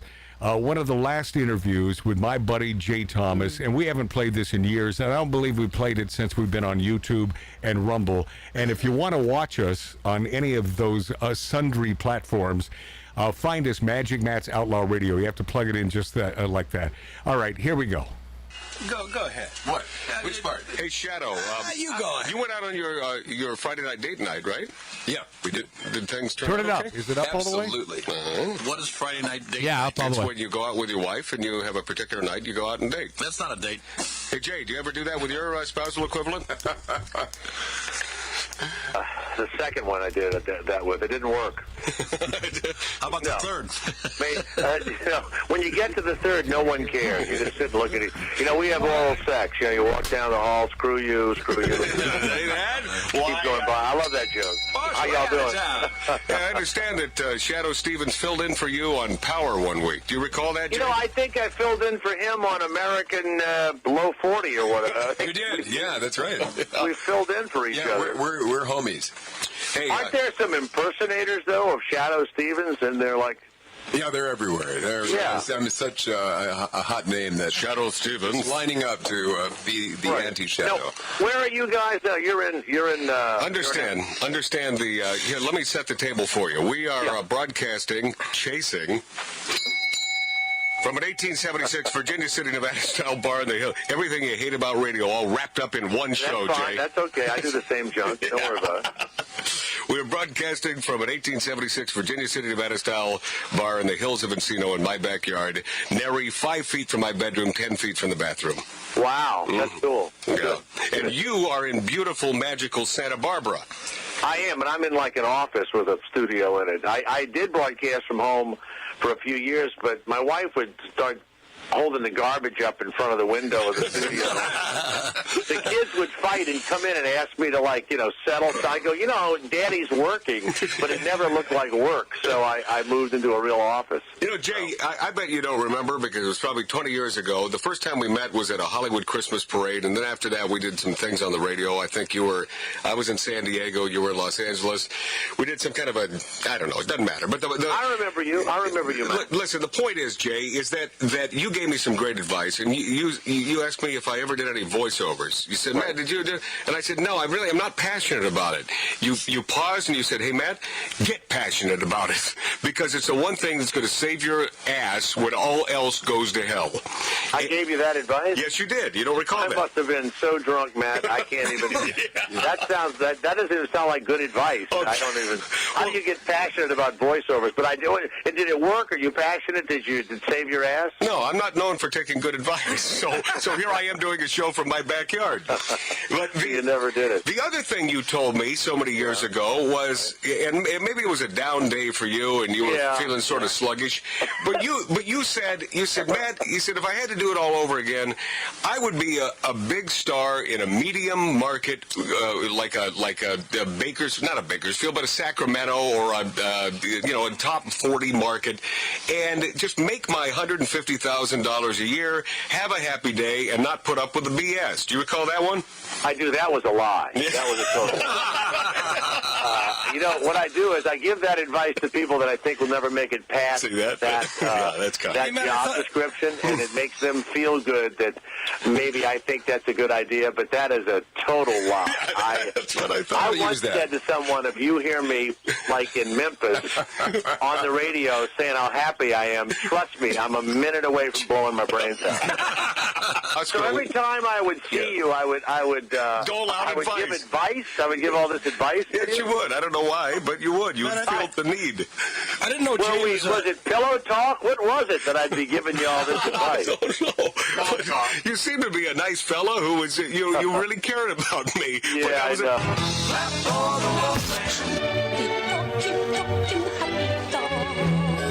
know. Mike's up.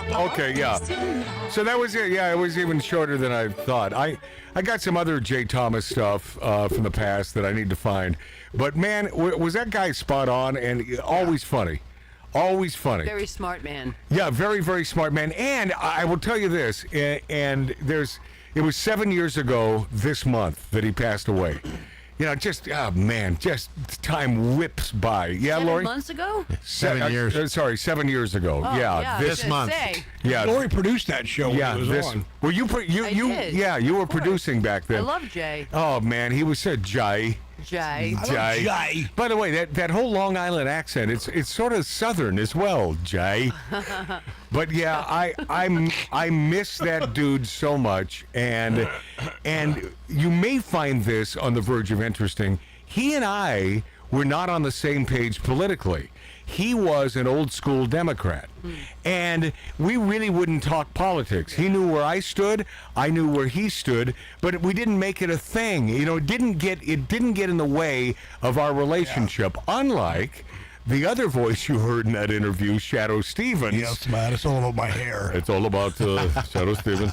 But that got in the way. He could not stand that I happened to be on the right. Now, I was about to say he couldn't stand that I loved America. That would be unfair because I know I believe he loves America. But he is most certainly on the left and sort of wokey woke. And by the way, he's a Cap. He let that get in the way of our relationship. Never had anything to do with me. I love the man. To this day, I love the guy. You know, I love him. You saw him recently, right, Lori? Yeah. I try to see him as much as possible. Yeah, I really do. little get together that I was, of course, not invited. Yeah. He got in. What? Indicted into the Hall of Fame. He got indicted. He was indicted. He was inducted. He was indicted. He was indicted in the radio. He was indicted in the Radio Hall of Fame. He's been indicted 4 times now. And P.S. I was so happy for him because, you know, there have been missives about that I should be in there. And, of course, give me another second here. And that's true. I obviously, not one to boast, I should be in there. But when I discovered that Shadow was not in the Radio Hall of Fame, I took my name out of it. It's like, not before Shadow, because that doesn't make any sense. This man, much longer. Should have been a long time. Well, much longer in the tooth than I, and was in the business, you know, in the late 50s and 60s. He's very talented. And he's an exceptionally, and he has this warped sort of mind and an odd way of thinking about things. I love his creative side. He's incredible. I do too. Yeah. What were Tattoo Dave, what were those commercials here locally in Los Angeles? Federated? Federated. Frederated. Yeah, and he played Fred Rated, and they were funny as hell. But that's when he was doing cocaine, and he was really funny on coke. I'm telling you, take away the drugs, takes away the art sometimes. All right, let's go to break. Yeah. What, Lori? I love him. He's still. And by the way, you know I'm not throwing him under the bus. He'll tell you that. He'll tell you that. And I know how much you do love him. I love him, man. I really do. I love the guy. And it's too bad that he let politics separate us, because it wasn't me. It was he. When he stormed off and he called me Rush Limbaugh and threw his headphones down. That was a bad day. I blame it on that chick from the Hunger Game movies. Yeah, that was a pretty bad day. Yeah, and then he had to come back in because he forgot that they were his headphones and he slammed. Yeah. That was pretty classic. All right. He got him at Federated. Yeah, he must have. Yeah, and by the way, now defunct. Oh, yeah, long time. Yeah, long time. And he called you Rush Limbaugh on his way out. I just said that. We'll be this after back on Magic Matt's Outlaw Radio.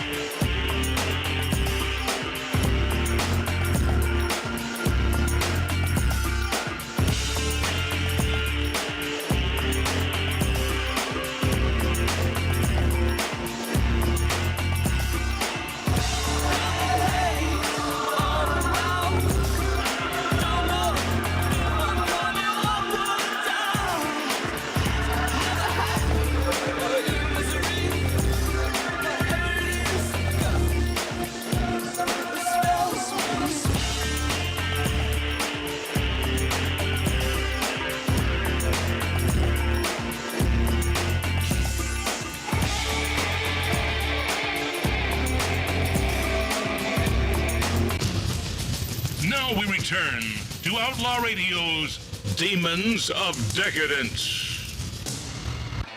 All right, the feed bag and the alcohol bag is about to be thrown up on our faces as we're heading to a wedding. Open bar, another open bar, like I said. Oh yeah, Come on, bring it. Yeah, this is going to lead to devastation. This could be my last day on Earth. But Matt, the good news is, like I said before, at least I'm giving you a warning, huh? Why? Right.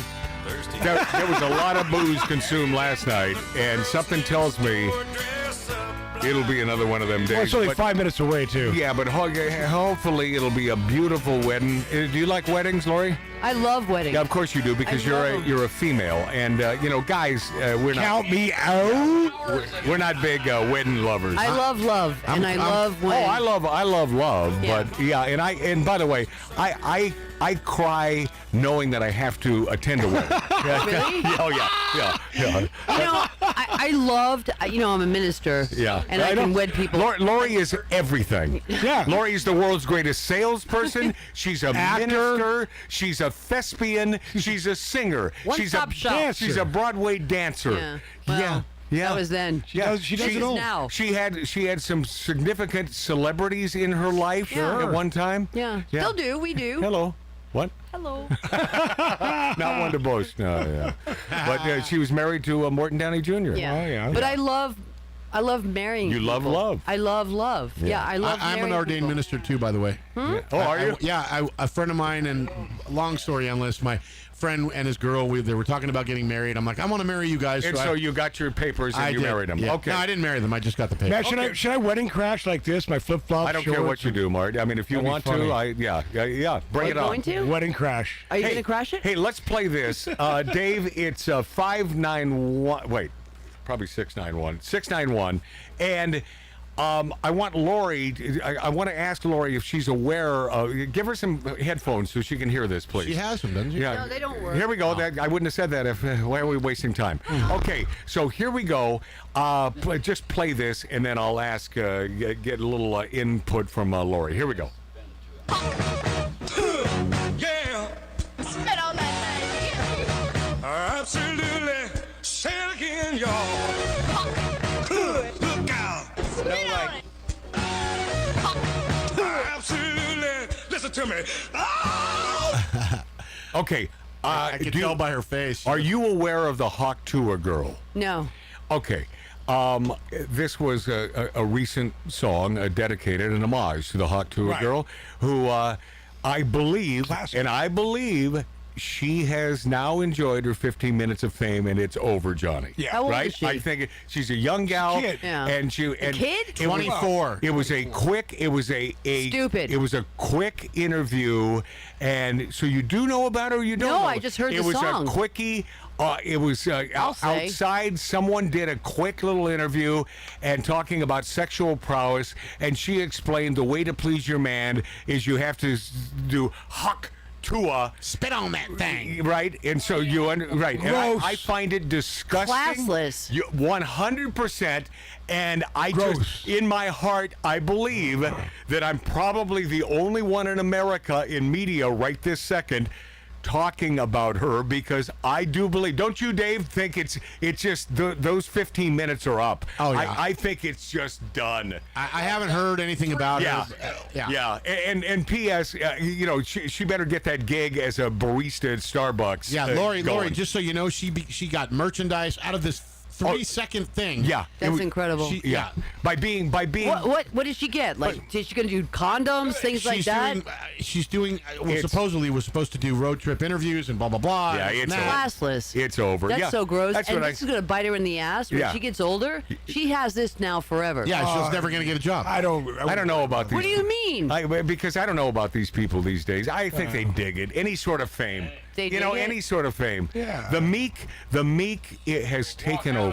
The meek has these talentless creatures have now taken over. You know what I'm Everyone thinking. has a friggin' show and a podcast. I'm turning into my father Yeah. and thinking, where's the exit button? Yeah, I know. Me too, Lori. I'm telling you, the meek have inherited the earth.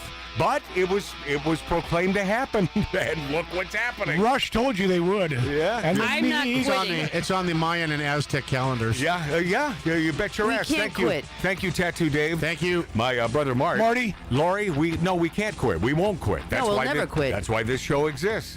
I'm here to tell you the truth, my friends, and not the truth as I see it, the truth. We love America. We know who needs to be our next president, and we know that these commies cannot be allowed into office because you think things are bad now. Lori Downey Jr., always a fan. I love that Lori Downey Jr. She's a dancer. Mark C.G. Boyer Jr. And over here off camera, my lovely Billy Dilly. I will. There he is. The mumbler. I will remain Magic Matt on Magic Matt's Outlaw Radio. Mom and Dad, I love you. I love you, my daughter. And don't forget, bumblebees can't fly.